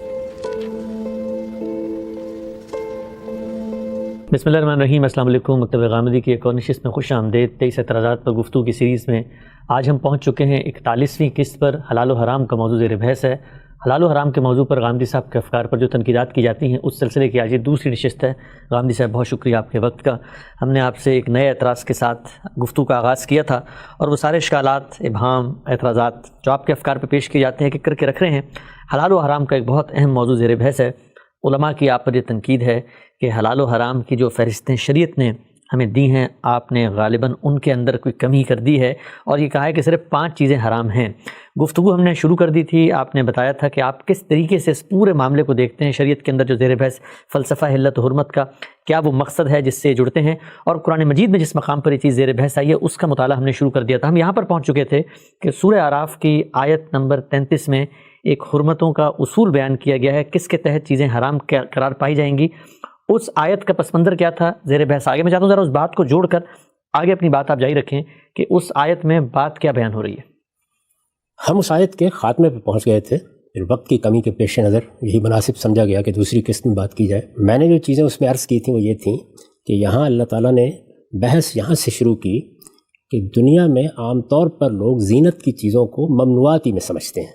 صوفیانہ مذاہب کے زیر اثر عام خیال یہی بن گیا ہے کہ ضرورت تک آدمی کو محدود رہنا چاہیے. تو فرمایا کہ میں نے زینت کی سب چیزیں ایمان والوں ہی کے لیے پیدا کی ہیں، ان میں سے کوئی چیز حرام نہیں ہے. اور کون یہ جسارت کرتا ہے کہ میں نے اپنے بندوں کے لیے جو چیزیں پیدا کی ہیں ان کو وہ حرام ٹھہرائے. یعنی بات یہاں سے شروع ہوئی. میں نے اس میں یہ عرض کیا کہ اب ہمیں رک کر یہ دیکھ لینا چاہیے کہ پورے دین میں یہ چیز کہاں زیر بحث آتی ہے.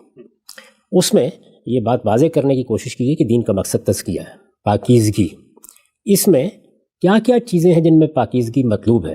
تو میں نے یہ بتایا کہ یہ 4 نوعیت کی چیزیں ہیں.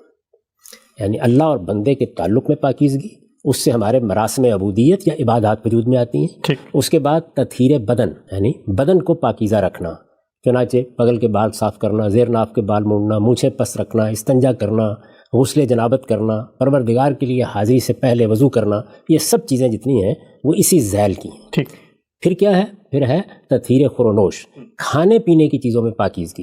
اس میں نے یہ گزارش کی کہ قرآن مجید نے جب اس آیت میں، جو آیت زیر بحث ہے، یہ بتا دیا کہ ہم نے زینت کی کوئی چیز حرام نہیں کی، تو اس کے ساتھ ہی یہ واضح کر دیا کہ وَالطَّیِّبَاتُ مِنَ الرِّزْقِ، یعنی کھانے پینے کے طیبات بھی سب جائز ہیں. اس سے آپ معلوم ہوا کہ کھانے پینے کی چیزوں میں خبائث ممنوع ہیں. اور میں نے یہ عرض کیا تھا کہ خبائث کیا ہیں، اس کو انسانی فطرت پر چھوڑ دیا. ہاں، جہاں ابہام پیدا ہو سکتا تھا، غلط فہمی ہو سکتی تھی، کوئی شخص طیبات کو حلال سمجھ کر کھا سکتا تھا، اس کی قرآن مجید نے وضاحت کر دی. چنانچہ قرآن مجید میں سورہ نحل میں، سورہ بقرہ میں، سورہ انعام میں مشتبہات سے متعلق یہ بتایا گیا ہے کہ اس میں اللہ کا ورڈکٹ یا اللہ کا فتویٰ یہ ہے. تو حرام حلال کے باب میں ایک چیز طیبات و خبائث کا یہ خورونوش میں فرق ہوا. اب ذرا ایک نظر ڈال کے دیکھ لیجئے کہ جو عبادات کی نوعیت کی چیزیں ہیں وہاں حلت و حرمت زیر بحث ہی نہیں آ سکتی. وہ تو عبادت مقرر اس لیے کہ وہاں تو کوئی چیز واجب ہوگی، کوئی چیز فرض ہوگی، کوئی چیز مستحب ہوگی. ایسا ہی ہوگا. بالکل ایسا ہی. اچھا، یہی صورتحال جو ہے یہ تطہیر بدن کے احکام میں، وہاں بھی چیزیں یا مستحبات میں سے ہوں گی یا فرائض و واجبات ہوں گے. وہاں حلت حرمت کا سوال پیدا نہیں ہوتا. حلال حرام کا سوال دین کے 2 ابواب ہیں جن میں پیدا ہوتا ہے، ایک خورونوش کا باب اور دوسرے اخلاق کا باب. کھانے پینے میں اور اخلاق میں. یہی قرآن مجید نے یہاں واضح کیا. یعنی پہلے کھانے پینے کے بارے میں یہ بیان کر دیا، اس کے بعد اب آخر میں آ کے، یعنی جب بات کی پوری طرح وضاحت کر دی تو آخر میں پھر اس سوال کا جواب دیا کہ پروردگار نے کیا باقی سب چیزیں حلال کر دی ہیں؟ یعنی جب بات یہاں سے شروع ہو گئی کہ زینت کی سب چیزیں حلال ہیں، جب بات واضح کر دی گئی کہ اس دنیا میں کون یہ جسارت کرے گا کہ اللہ کی پیدا کی ہوئی زینتوں کو جو اس نے پیدا ہی اہل ایمان کے لیے کی ہیں حرام ٹھہرائے. یہ بھی واضح کر دیا کہ طیبات رزق سب حلال ہیں. اس سے یہ معلوم ہو گیا کہ کھانے پینے کی چیزوں میں خبائث ممنوع ہیں. تو کھانے پینے یا خور و نوش کے باب کی حرمت بھی واضح ہو گئی. اب سوال پیدا ہوا کہ بس کیا یہی معاملہ ہے؟ اس کا جواب دیا قرآن مجید نے. تو اب کون سا باب باقی ہے؟ تطہیر اخلاق کا باب باقی ہے. تو تطہیر اخلاق کے باب کو سامنے رکھ کے یہ فرمایا کہ کل انما حرم ربی الفواحش ما ظہر منہا وما بطن. اے پیغمبر آپ انہیں کہہ دو کہ میرے پروردگار نے تو صرف یہ چیزیں حرام کی. اچھا. چنانچہ میں نے جب یہ چیز بیان کی ہے، اگر آپ سن کے دیکھیں تو ہمیشہ یہ کہا ہے کہ کھانے پینے کی چیزوں کے علاوہ خور و نوش کی چیزوں کے علاوہ، اس لیے کہ ان کا ذکر اوپر آ چکا ہے. اور عبادات اور جو جسم کی طہارت ہے وہ زیر بحث نہیں ہوتی کبھی. یعنی وہاں پر حرمت حلت کا سوال ہی نہیں. اس کو پھر ذہن نشین کر لیجئے کہ 4 ابواب ہیں. یعنی پورے دین کا اگر آپ استقصاء کریں، اس کے تمام احکام کو استقراء کی نظر سے دیکھیں تو 4 نوعیت کے احکام ہمیں دیے گئے. پورے دین کا کنٹینٹ، پورے دین کے مشمولات انہی 4 عنوانات کے تحت آتے ہیں. یعنی یا وہ عبادات کی نوعیت کی چیزیں ہوں گی، یا وہ تطہیر بدن کے احکام ہوں گے، یا تطہیر خور و نوش کے ہوں گے، یا تطہیر اخلاق کے ہوں گے. تو اس میں حلال حرام کا مسئلہ پہلی 2 چیزوں میں ہو ہی نہیں سکتا، دوسری میں ہوگا. تو اب یہاں کیا کیا اللہ تعالیٰ نے؟ پہلے خور و نوش کے بارے میں یہ بتا دیا کہ صرف طیبات حلال ہیں، اور اب یہ بتایا جا رہا ہے کہ اخلاق کے معاملے میں کیا چیزیں ہیں جن کو پروردگار نے حرام قرار دیا ہے. اور اس میں قرآن مجید کی بلاغت ملاحظہ کیجئے کہ کس اسلوب میں بیان کیا ہے. کل، اے پیغمبر کہہ دو میرے پروردگار نے انما حرم ربی، انما صرف یہ چیزیں حرام کی. تو یہ میں نے کوئی اپنی طرف سے نہیں کہا. قرآن مجید اسی حصر کے ساتھ، اسی زور کے ساتھ یہ بیان کر رہا ہے کہ حرام صرف یہ چیزیں. انما کا کیا مطلب ہے؟ صرف یہ، اس کے سوا کچھ نہیں. پروردگار نے یہی حرام کیا ہے. چنانچہ یہ دیکھیے کہ دوسرے مقامات پر بھی جہاں انما کے حصر کے ساتھ حرمتیں بیان کی ہیں وہاں بھی یہی صورتحال ہے. یعنی یہ بتایا ہے کہ یہ طیبات جو تمہیں کھانے کے لیے حلال کیے گئے ہیں، ان میں جو اشتباہ پیدا ہو سکتا تھا اس میں اللہ تعالیٰ نے صرف یہ چیزیں حرام کی. تو وہاں پر بھی حصر کا ایک پہلو ہے جس کے تحت انما آیا ہے. میں نے اس کی وضاحت کی ہے اپنی کتاب میزان میں، اور یہ بتایا ہے کہ انما کس چیز کو بیان کرتا ہے. تو یہاں پر بھی یہی ہے، جیسے ہم اردو زبان میں کہتے ہیں کہ میں نے تو صرف یہ کام کیا ہے، میرے ہاں تو صرف یہ چیزیں ہیں جن کو ممنوع قرار دیا گیا ہے، میں تو صرف ان چیزوں پر زور دیتا ہوں، میں تو صرف یہ چیزیں بیان کرتا ہوں. تو صرف کا لفظ اردو زبان میں جس چیز کو بیان کرتا ہے اسی کو قرآن مجید کی زبان میں یا عربی زبان میں انما کا حصر بیان کرتا ہے. اسی لیے اس کو حرف حصر کہا جاتا ہے. قل انما حرم ربی الفواحش ما ظہر منها وما بطن، کہہ دو میرے پروردگار نے، اب وہ گنا دی ہیں چیزیں، تو صرف فواحش کو حرام کیا ہے، پہلی چیز ہوگی، خاک کو کھلے ہوں یا چھپے. پھر والاسم، اور حق تلفی کو حرام کیا ہے. والبغی بغیر الحق، اور ناحق زیادتی کو حرام کیا ہے. یہ تین چیزیں ہو گئیں.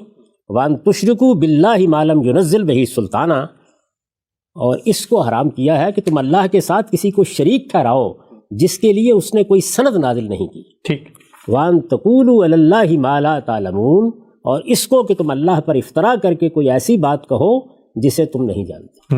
یہ پانچ چیزیں اللہ تعالیٰ نے یہاں اس زور کے ساتھ بیان کیا ہے کہ حرام کیے ہیں، کہ صرف یہی حرام کی ہے.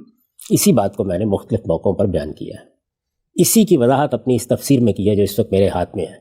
اسی کی وضاحت میں حلال و حرام کے موضوع پر مقامات میں ایک مضمون لکھا ہے. تو اب جس کسی کو معترض ہونا ہو پہلے پوری بات اس کو معلوم کرنی چاہیے، دیکھنا چاہیے بات کیا کہی گئی، کہاں کہی گئی، کس پہلو سے بیان کی گئی. بعض اوقات مختصر جواب دیتے ہوئے اس کی تفصیل ممکن نہیں ہوتی. تو اب میں نے پوری تفصیل سے آپ کو بتایا ہے کہ یہ جو اللہ تعالیٰ نے فرمایا کہ میں نے صرف یہ چیزیں حرام کی ہیں، تو یہ کس سیاق میں فرمایا ہے. یعنی تمام زینتیں بالکل حلال ہیں، کوئی زینت کی چیز اللہ تعالیٰ نے حرام نہیں کی. پھر یہ بتا دیا کہ طیبات رزق بھی حلال ہیں، خبائث ہیں جن کی ممانعت کی گئی ہے خور و نوش کے معاملے میں. اور اب اگر تم جاننا چاہتے ہو کہ اللہ نے حرام کیا کیا ہے تو یہ پانچ چیزیں حرام کی ہیں. اور یہ پانچ چیزیں ہیں جن میں سے ایک ایک کو اب ہمیں سمجھنا چاہیے کہ اس میں کیا بیان کیا گیا ہے. جب یہ کہا جاتا ہے یہ پانچ چیزیں، تو اس کا مطلب یہ ہے کہ یہاں وہ چیزیں بیان کر دی گئی ہیں کہ اب یہ جہاں جہاں پائی جائیں گی اسے حرمت لاحق ہوتی جائے. یعنی پانچ عنوانات ہیں، یہ پانچ گویا یوں سمجھ لیجیے کیٹیگریز بن جاتی ہیں. ایک لحاظ سے یہ پانچ انواع ہیں جن کو قرآن مجید نے یہاں نہایت بلیغ اسلوب میں بیان کر دیا ہے. لیکن اس طرح بیان کرنے کا فائدہ کیا ہوا؟ وہ یہ ہے کہ حلال حرام کا موضوع ہے جو مذہبیات میں سب سے اہم موضوع ہوتا ہے. لوگ عام طور پر مذہب پر گفتگو جب کرتے ہیں تو سب سے بڑا مسئلہ یہی پیش آتا ہے، ایک عام آدمی کے لحاظ سے دیکھیے یہ حرام ہے، وہ حرام ہے، اس کے قریب نہ جاؤ، یہ ممنوع ہے، ایسا ہی ہوتا ہے. اس میں وہ مذہبی علماء کے پاس جاتے ہیں. قرآن مجید وہ آخری حجت ہے اللہ تعالیٰ کی، اس نے اس مقام کے اوپر نہایت بلاغت کے ساتھ پورا تصور واضح کر دیا. یعنی جو صوفیانہ مذاہب نے زینت کے بارے میں غلط فہمی پیدا کی تھی اس کو رفع کر دیا. خور و نوش کی حرمتوں کے بارے میں بنیادی اصول بتا دیا ہے کہ طیبات حلال ہیں اور تمام خبائث حرام ہیں. اور تطہیر اخلاق کو موضوع بنا کر وہ بنیادی عنوانات قائم کر دیے ہیں جن کو آپ ایک بار ذہن نشین کر دیں، اپنے سامنے لکھ کر رکھ لیں. اس کے بعد آپ کو کسی سے کچھ پوچھنے کی ضرورت نہیں رہتی. حلال و حرام کا باب اعجاز کے ساتھ پایا تکمیل کو پہنچ جاتا ہے. سبحان اللہ. یعنی آیت سامنے رکھیے اور جہاں مسئلہ درپیش آئے اس کے بعد آسانی سے فیصلہ کر لیجئے، آپ کو کہیں جانے کی ضرورت باقی نہیں رہتی. تو یہ اللہ تعالیٰ نے یہاں کمال ایجاز اور کمال اعجاز کے ساتھ حرمت حلت کے باب کو پایہ تکمیل تک پہنچا دیا ہے. اب اگر کوئی سوال اس باب میں ہے تو کر لیجئے، ورنہ میں ایک ایک کی وضاحت کر کے بتاتا ہوں کہ کیا کہا گیا ہے. ٹھیک. اب سب ایک پہلو ذرا واضح کیجیے گا، سننے والوں کے ذہن میں آ رہا ہوگا جب آپ نے بتایا کہ یہ چار نوعیتیں ہیں جن کے ذریعے دین مجھ سے متعلق ہوتا ہے، وہ تطہیر بدن، تطہیر اخلاق، تطہیر خور و نوش اور عبادات. اس میں سے خور و نوش، بدن کی طہارت اور عبادات زیر بحث نہیں ہے، جس میں حلت و حرمت کی کوئی بات زیر بحث ہے. لیکن ہم عام طور پہ دیکھتے ہیں کہ عبادات کے معاملے میں بھی یہ کہا جاتا ہے کہ مثلا ان اوقات میں نماز پڑھنا حرام ہے، تو وہاں پر بھی تو حلت حرمت کہیں پر زیر بحث آ رہی ہوتی ہے، اس کی کیا نوعیت؟ یہ عام طور پر لوگ اس طرح کی بات کر لیتے ہیں. اس میں صحیح یہ بتانا چاہیے کہ یہ جو وہ اللہ تعالیٰ کی بیان کردہ تشریعات ہیں جو اس نے کسی حکم کو دیتے وقت کی. ٹھیک. یعنی جب آپ کو نماز پڑھنی ہے، جب آپ کو روزہ رکھنا ہے تو اس کے کچھ آداب بیان کیے جائیں گے، اس میں بتایا جائے گا کن چیزوں کا آپ نے لحاظ کرنا ہے. تو یہاں حرمت حلت زیر بحث نہیں ہوتی، بلکہ یہ بتایا جاتا ہے کہ یہ روزہ تب روزہ ہوگا جب اس کے یہ آداب ملحوظ رکھے جائیں گے. یہ نماز تب نماز ہوگی جب اس میں یہ ارکان ادا کیے جائیں گے. تو اس کو عام زبان میں ہم اس طرح کہہ لیتے ہیں. قرآن مجید نے یہ بات کہیں بھی عبادات کے ذیل میں اس اسلوب میں بیان ہی نہیں کی. اچھا، یعنی روزے کے اندر اگر آپ خواتین کے سے ملاقات کرتے ہیں تو ہم عام طور پہ کہتے ہیں حرام ہے. اس کی وجہ کیا ہے؟ اس کی وجہ یہ ہے کہ اس سے روزہ ٹوٹ جاتا ہے.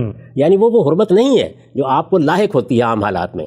روزہ ٹوٹ جاتا ہے. یعنی جب ایک حکم دے دیا جاتا ہے، یہ ایسے ہی ہے کہ جیسے آپ نے مقرر کر دیا کہ جب آپ سڑک پر نکلیں گے تو آپ دائیں ہاتھ یا بائیں ہاتھ چلیں گے. آپ ظاہر ہے جب اس کی خلاف ورزی کریں گے تو اب ممنوع کا لفظ بولا جائے گا. ٹھیک. تو یہ حرمتیں حلتیں وہ نہیں ہیں. اس کا تعلق اس چیز سے ہوتا ہے کہ پہلے ایک حکم دیا جاتا ہے، اس کے بعد اس کی خلاف ورزی کو اس طرح کی تعبیرات سے ادا کیا جاتا ہے. اور وہ بھی ہمارے ہاں عام طور پر علماء ادا کرتے ہیں یا عام لوگ ادا کرتے ہیں. اللہ کی کتاب میں، اللہ کی شریعت میں، اللہ کے پیغمبر کی تعلیمات میں اس طرح کا اسلوب اختیار نہیں کیا جاتا، اس لیے کہ وہ اپنی ذات میں ایجابی احکام ہے. تو نماز روزے کا معاملہ وہ ایجابی احکام کا معاملہ ہے. اس میں یہ بتایا جائے گا کہ نماز پڑھتے وقت یہ چیزیں لازم ہیں، یہ آپ نے اذکار ادا کرنے ہیں، یہ آپ نے اعمال انجام دینے ہیں. اگر ان اعمال کو انجام نہیں دیں گے تو اس کے نتیجے میں نماز نہیں ہوگی، یا نماز میں یہ خامی رہ جائے گی، یا نماز میں یہ نقص واقع ہو جائے گا، یا اگر روزے میں فلاں کام کر لیں گے تو اس سے روزہ ٹوٹ جائے گا. اس کو ایک عامیانہ زبان میں لوگ اس طرح ادا کر دیتے ہیں کہ روزے میں یہ کام کرنا حرام ہے. حالانکہ وہ روزہ ہی نہیں رہتا تو حرام ہو گیا کیا معاملہ. ٹھیک. حرمتیں وہی ہوتی ہیں جو اللہ نے حرام قرار دی. ٹھیک. ہم سب آگے بڑھتے ہیں. آپ کا استدلال، آپ کا جو نقطہ نظر ہے اس کو ہم جان رہے ہیں کہ یہاں پر اس آیت زیر بحث جس کو آپ نے بہت سارے مقامات پہ بیان کیا ہے، بیسیکلی 5 نوعیتیں، 5 کیٹیگریز بیان ہو رہی ہیں.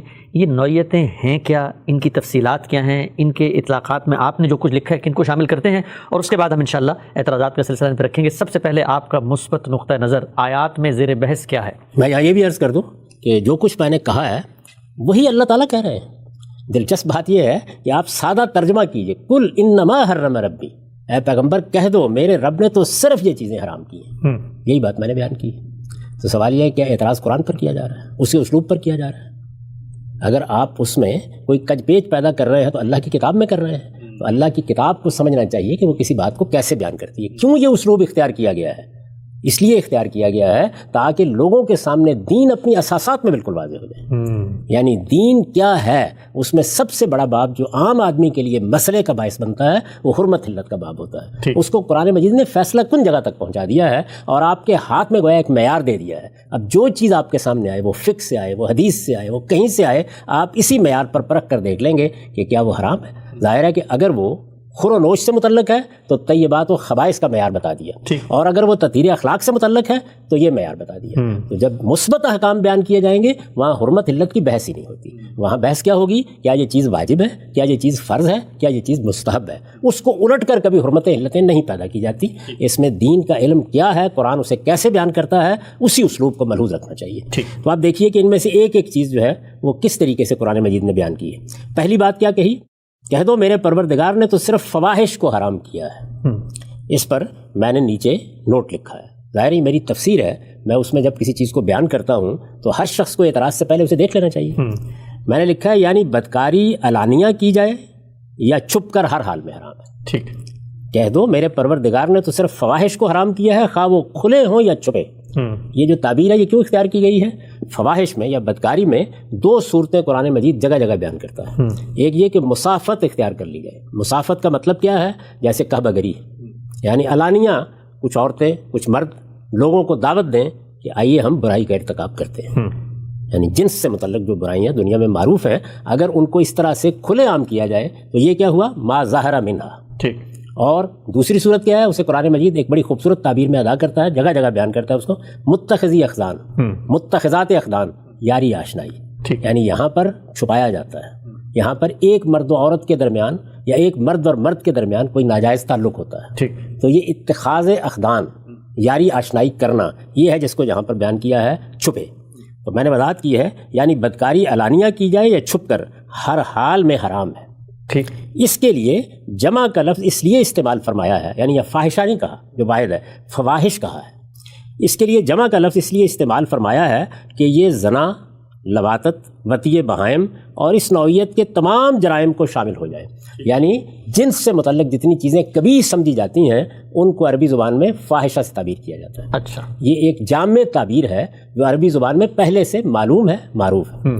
جانوروں کے ساتھ کوئی جنسی عمل کیا جائے، اسی طریقے سے اللہ تعالیٰ کے بتائے ہوئے راستے کو چھوڑ کر اپنی بیویوں کے ساتھ کوئی جنسی عمل کیا جائے، ایام میں بیویوں سے تعلق قائم کیا جائے. اسی طریقے سے اگر کوئی مرد مردوں سے تعلق قائم کرے، عورتیں عورتوں سے تعلق قائم کریں، اس نوعیت کی جتنی چیزیں بھی ہیں سب کے لیے فاحشہ کا لفظ ہے. یہاں تک کہ اگر محرمات سے نکاح کیا جائے تو وہاں بھی فاحشہ ہی کا لفظ استعمال کیا گیا ہے، درحال ہے کہ وہاں نکاح کیا جائے گا. چنانچہ آپ محرمات کی فہرست نکالیں تو وہ یہاں سے شروع ہوتی ہے کہ لا تنکحوا ما نکح آباؤکم، جن عورتوں سے تمہارے باپ نے شادی کی ہے ان کے ساتھ نکاح کا تصور بھی نہ کرو، انہ کان فاحشۃ و مقتا وساء سبیلا۔ تو فواحش کے یہ اطلاقات ہیں سارے کے سارے، یعنی بدکاری علانیہ کی جائے یا چھپ کر ہر حال میں حرام ہے۔ اس کے لیے جمع کا لفظ اس لیے استعمال فرمایا ہے کہ یہ زنا، لواطت، بطیء بہائم اور اس نوعیت کے تمام جرائم کو شامل ہو جائے، جنسی اعضاء دوسروں کے سامنے کھولے جائیں، جنسی معاملات کا افشا کیا جائے یا بدکاری کا ارتکاب ہو، لفظ فواحش ان سب کا احاطہ کرتا ہے۔ تو یہ پہلی چیز ہو گئی، یعنی جنس سے متعلق جو گناہ کے کام ہیں، جو قبیح کام ہیں، جو انحراف کی چیزیں ہیں، ان سب کو اللہ تعالیٰ نے حرام کیا ہے۔ اس سے یہ بات بالکل واضح ہو گئی کہ جنس سے متعلق اللہ تعالیٰ کا قانون کیا ہوگا۔ اب ظاہر ہے کہ جب یہ بات واضح کر دی گئی تو اس کے تحت 10 چیزیں ہوں گی جن کو ہم موضوع بنائیں گے، چنانچہ ان کو میں نے خود بھی یہاں بیان کر دیا ہے۔ اس کے بعد دوسری چیز دیکھیے، والاسم، حق تلفی سے، اس کی میں تھوڑی سی وضاحت کر دوں۔ عربی زبان جن لوگوں نے دقت نظر کے ساتھ پڑھی ہے وہ یہ جانتے ہیں کہ اس میں بعض اوقات الفاظ ایک جامع پہلو سے استعمال ہو جاتے ہیں اور بعض اوقات ان کی تجرید ہوتی ہے۔ تجرید کا کیا مطلب؟ تجرید کا مطلب یہ ہے کہ اس کا ایک حصہ ختم ہونا شروع ہو جاتا ہے۔ اچھا، اب لفظ اسم کو آپ دیکھیے، لفظ منکر کو دیکھیے، یہ دونوں الفاظ بڑے اہم ہیں۔ منکر کو اگر آپ سادہ طریقے سے دیکھیں تو اس کا مطلب ہے وہ سب برائی کی باتیں جنہیں ساری انسانیت برائی کی باتیں سمجھتی ہے۔ یعنی بلائی کے مقابلے میں جیسے ہم برائی بولتے ہیں، بالکل اسی طرح منکر بولا جاتا ہے۔ اسی طریقے سے اسم اصلاً کس لیے بولا جاتا ہے؟ حق تلفی کے لیے۔ یعنی جب میں کسی کا حق تلف کرتا ہوں، ماں کا حق ہے، باپ کا حق ہے، بیوی کا حق ہے، جو مجھ پر واجب ہوتا تھا میں نے اس کو تلف کر دیا، تو اس کے لیے لفظ اسم ہے۔ کیونکہ زیادہ تر گناہ، زیادہ تر خطائیں، زیادہ تر غلطیاں حق تلفی کی نوعیت کی ہوتی ہیں، تو اگر یہ لفظ تنہا استعمال ہو کسی موقع کے اوپر تو اس کا ترجمہ گناہ کر دیا جاتا ہے۔ اچھا، نتیجے کے اعتبار سے ظاہر ہے کہ گناہ تو یہ سب چیزیں ہیں، تو یہ ایک ہی لفظ پھر کافی ہوتا ہے بیان کرنے کے لیے۔ اب اس کے بعد دیکھیے اگلا معاملہ، عربی زبان میں جب اس طرح کے الفاظ کسی کے ساتھ عطف ہو کے آتے ہیں تو تجرید ہوتی ہے۔ مثلا ہمیں عام طور پر قرآن مجید کی یہ آیت سنائی جاتی ہے کہ تعاونوا علی البر والتقوی ولا تعاونوا علی الاسم والعدوان، بر و تقوی کے کاموں میں ایک دوسرے کے ساتھ تعاون کرو، اسم و عدوان کے کاموں میں تعاون نہ کرو۔ تو وہاں اسم کے ساتھ کیا لفظ آ گیا؟ عدوان۔ تو اب ظاہر ہے کہ اسم کا لفظ اگر گناہ کے معنی میں کہیں عام استعمال ہوگا تو وہاں تو ظاہر ہے کہ عدوان بھی اس میں شامل ہے، وہاں فواحش بھی اس میں شامل ہو جائیں گے۔ لیکن جس وقت وہ اس طرح آئے گا تو اب حق تلفی اور زیادتی، اب دو نوعیتیں ہو گئیں۔ یعنی ہم جب دوسروں کے ساتھ معاملہ کرتے ہیں تو یا کسی کا حق تلف کر رہے ہوں گے اور یا کسی کے ساتھ ظلم کر رہے ہوں گے، زیادتی کر رہے ہوں گے۔ تو دونوں پہلو ہو گئے۔ جب اسم اور عدوان دو لفظ اکٹھے آئے تو اسم حق تلفی کے لیے، عدوان زیادتی کے لیے ہو جائے گا۔ یہاں پر بھی بالکل یہی طریقہ ہے۔ بر اور تقوی کا بھی بتائیے گا، وہاں بھی بر میں بھی دیکھیے نا، بر اصل میں کیا ایفائے حقوق کا نام ہے۔ ویسے تو ہر کام تقوی کا کام ہے، لیکن وہ جب دونوں اکٹھے آ جاتے ہیں تو پھر اس کا مطلب ہے حق ادا کرنا، یعنی حقوق کو ادا کرنا، ایفائے حق کرنا۔ یہ عربی زبان کے بعض غوامض ہیں جن کے اوپر جب لوگوں کی توجہ نہیں ہوتی تو وہ اعتراض کر دیتے ہیں۔ یعنی لفظ تنہا استعمال ہوا ہے، عموم میں آ جائے گا، لفظ دوسرے الفاظ کے ساتھ استعمال ہوا ہے، اس میں تجرید ہونا شروع ہو جائے گی اور وہ بعض اوقات اپنے اصل مفہوم میں واپس چلا جائے گا۔ یہ مختلف استعمالات ہیں جو قرآن مجید کے مطالعے سے بالکل واضح ہو جاتے ہیں۔ منکر کے لفظ کا معاملہ بھی یہی ہے، تنہا آ گیا تو ہر برائی کے لیے استعمال ہو گیا۔ ہم کہہ دیتے ہیں کہ آپ منکرات کو ختم کرنے کی کوشش کریں، ظاہر ہے کہ منکرات کا لفظ جب آپ نے بولا تو ساری برائیوں کے لیے بول دیا، لیکن آپ نے مثال کے طور پر کہا فواحش و منکرات، تو آپ دیکھیے فواحش جنسی نوعیت کی برائیوں کا بیان ہو گیا، اب منکرات کے لفظ وہ شامل نہیں ہوں گی اس موقع کے اوپر۔ اچھا، اسی طریقے سے آپ اس آیت میں دیکھیے جو عام طور پر ہمارے جمعے کے خطبوں میں پڑھی جاتی ہے، ان اللہ یامر بالعدل والاحسان وایتاء ذی القربی، اللہ تمہیں عدل کی ہدایت کرتا ہے، اللہ تمہیں احسان کا حکم دیتا ہے، اللہ تم سے ایتاء ذی القربی کا تقاضا کرتا ہے۔ مثبت باتیں، منفی باتیں دیکھیے کہ اللہ تعالیٰ کیا ہے، ینہا عن الفحشاء والمنکر والبغی، تو یہاں منکر کا لفظ آ گیا اور اس سے پہلے کیا ہے؟ فحشاء، اس کے بعد کیا ہے؟ بغ۔ تو اس کا مطلب ہے کہ اب فحشاء اور بغ اس میں شامل نہیں ہے، تو یہ حق تلفی کے لیے اب یہ بالکل اسم کے معنی میں آ گیا، یعنی اب حق تلفی کی نوعیت کے گناہ منکر سے یہاں مراد ہوں گے۔ تو لفظ کا تنہا استعمال، لفظ کا ایک مجموعے میں استعمال، اس سے معنی میں یہ پہلو پیدا ہو جاتے ہیں اگر عربی زبان کے اسالیب کا لحاظ رکھا جائے۔ اگر ہم سب یہ ہم نہ کریں تو پھر تو یہ سوال پیدا ہوگا نا کہ اگر اس کا ترجمہ، اسم کا ترجمہ گناہ ہے جو بالعموم عام تفاسیر میں کیا جاتا ہے، تو پھر یہ تو سارے ہی گناہ ہے، تو پھر اسم کہنے کی یہاں ضرورت کیوں پیش آ گئی؟ وہی گزارش کر رہا ہوں کہ پھر اس سے پہلے فواحش کیا ہے، پھر اس کے بعد بغی کیا ہے، اس کے بعد پھر شرک کیا ہے، کیا وہ گناہ نہیں ہے؟ سب گناہ ہے۔ تو یہی بات سمجھانے کی میں نے کوشش کی کہ یہاں اس کا ترجمہ کیا ہوگا؟ حق تلفی، اس لیے کہ یہ مختلف دوسری نوعیت کے گناہوں اور برائیوں پر عطف ہو کے آ رہا ہے یا وہ اس پر عطف ہو رہی ہیں۔ تو عطف و معطوف کا تعلق جب پیدا ہوتا ہے اور ایک صنف میں ہو جاتا ہے تو تجرید ہونا شروع ہو جاتی ہے۔ کہہ دو میرے پروردگار نے تو صرف فواحش کو حرام کیا ہے، خواہ وہ کھلے ہوں یا چھپے، تو میں نے فواحش کی وضاحت کر دی. یعنی اب فواحش نام کی چیز جہاں پائی جائے گی وہاں حرمت بھی پہنچ جائے گی. ٹھیک. اسی طریقے سے اگر آپ کسی چیز کو فاحشہ قرار دیں گے تو آپ کہیں گے کہ اسی آیت کے تحت اب اس کی حرمت قائم ہو گئی. تو میں نے اس کی بڑی بڑی چیزوں کی طرف نیچے اشارہ کر دیا ہے کہ جنسی اعضاء دوسروں کے سامنے کھولے جائیں، جنسی معاملات کا افشا کیا جائے یا بدکاری کا ارتکاب ہو، لفظ فواحش ان سب کا احاطہ کرتا ہے. جنس سے متعلق جو چیزیں بھی کبھی سمجھی جاتی ہیں وہ سب فواحش میں شامل ہیں.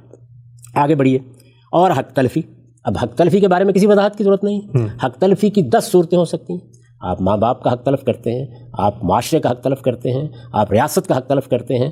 حق تلفی جہاں بھی آپ کریں گے، حق کا استقرار ہو گیا، یہ معلوم ہو گیا کہ شریعت کے تحت، اللہ تعالیٰ کے بتائے ہوئے طریقے کے تحت اللہ کا یہ حق ہے، بندوں کا یہ حق ہے، بندوں میں سے کسی خاص صنف کا یہ حق ہے، معاشرے کا یہ حق ہے. جب حق کا ایک بار استقرار ہو گیا تو اس کے بعد اس کو تلف کرنا یہ اسم ہے. تو اللہ تعالیٰ نے بتایا کہ یہ گناہ ہے، اس کے تحت بھی 10 چیزیں آئیں گی. لیکن آپ کو وہ معیار معلوم ہو گیا کہ حق تلفی کو دیکھنا ہے کہ کیا وہاں پائی جاتی ہے یا نہیں پائی جاتی. اس کے بعد اور ناحق زیادتی کو حرام کیا ہے.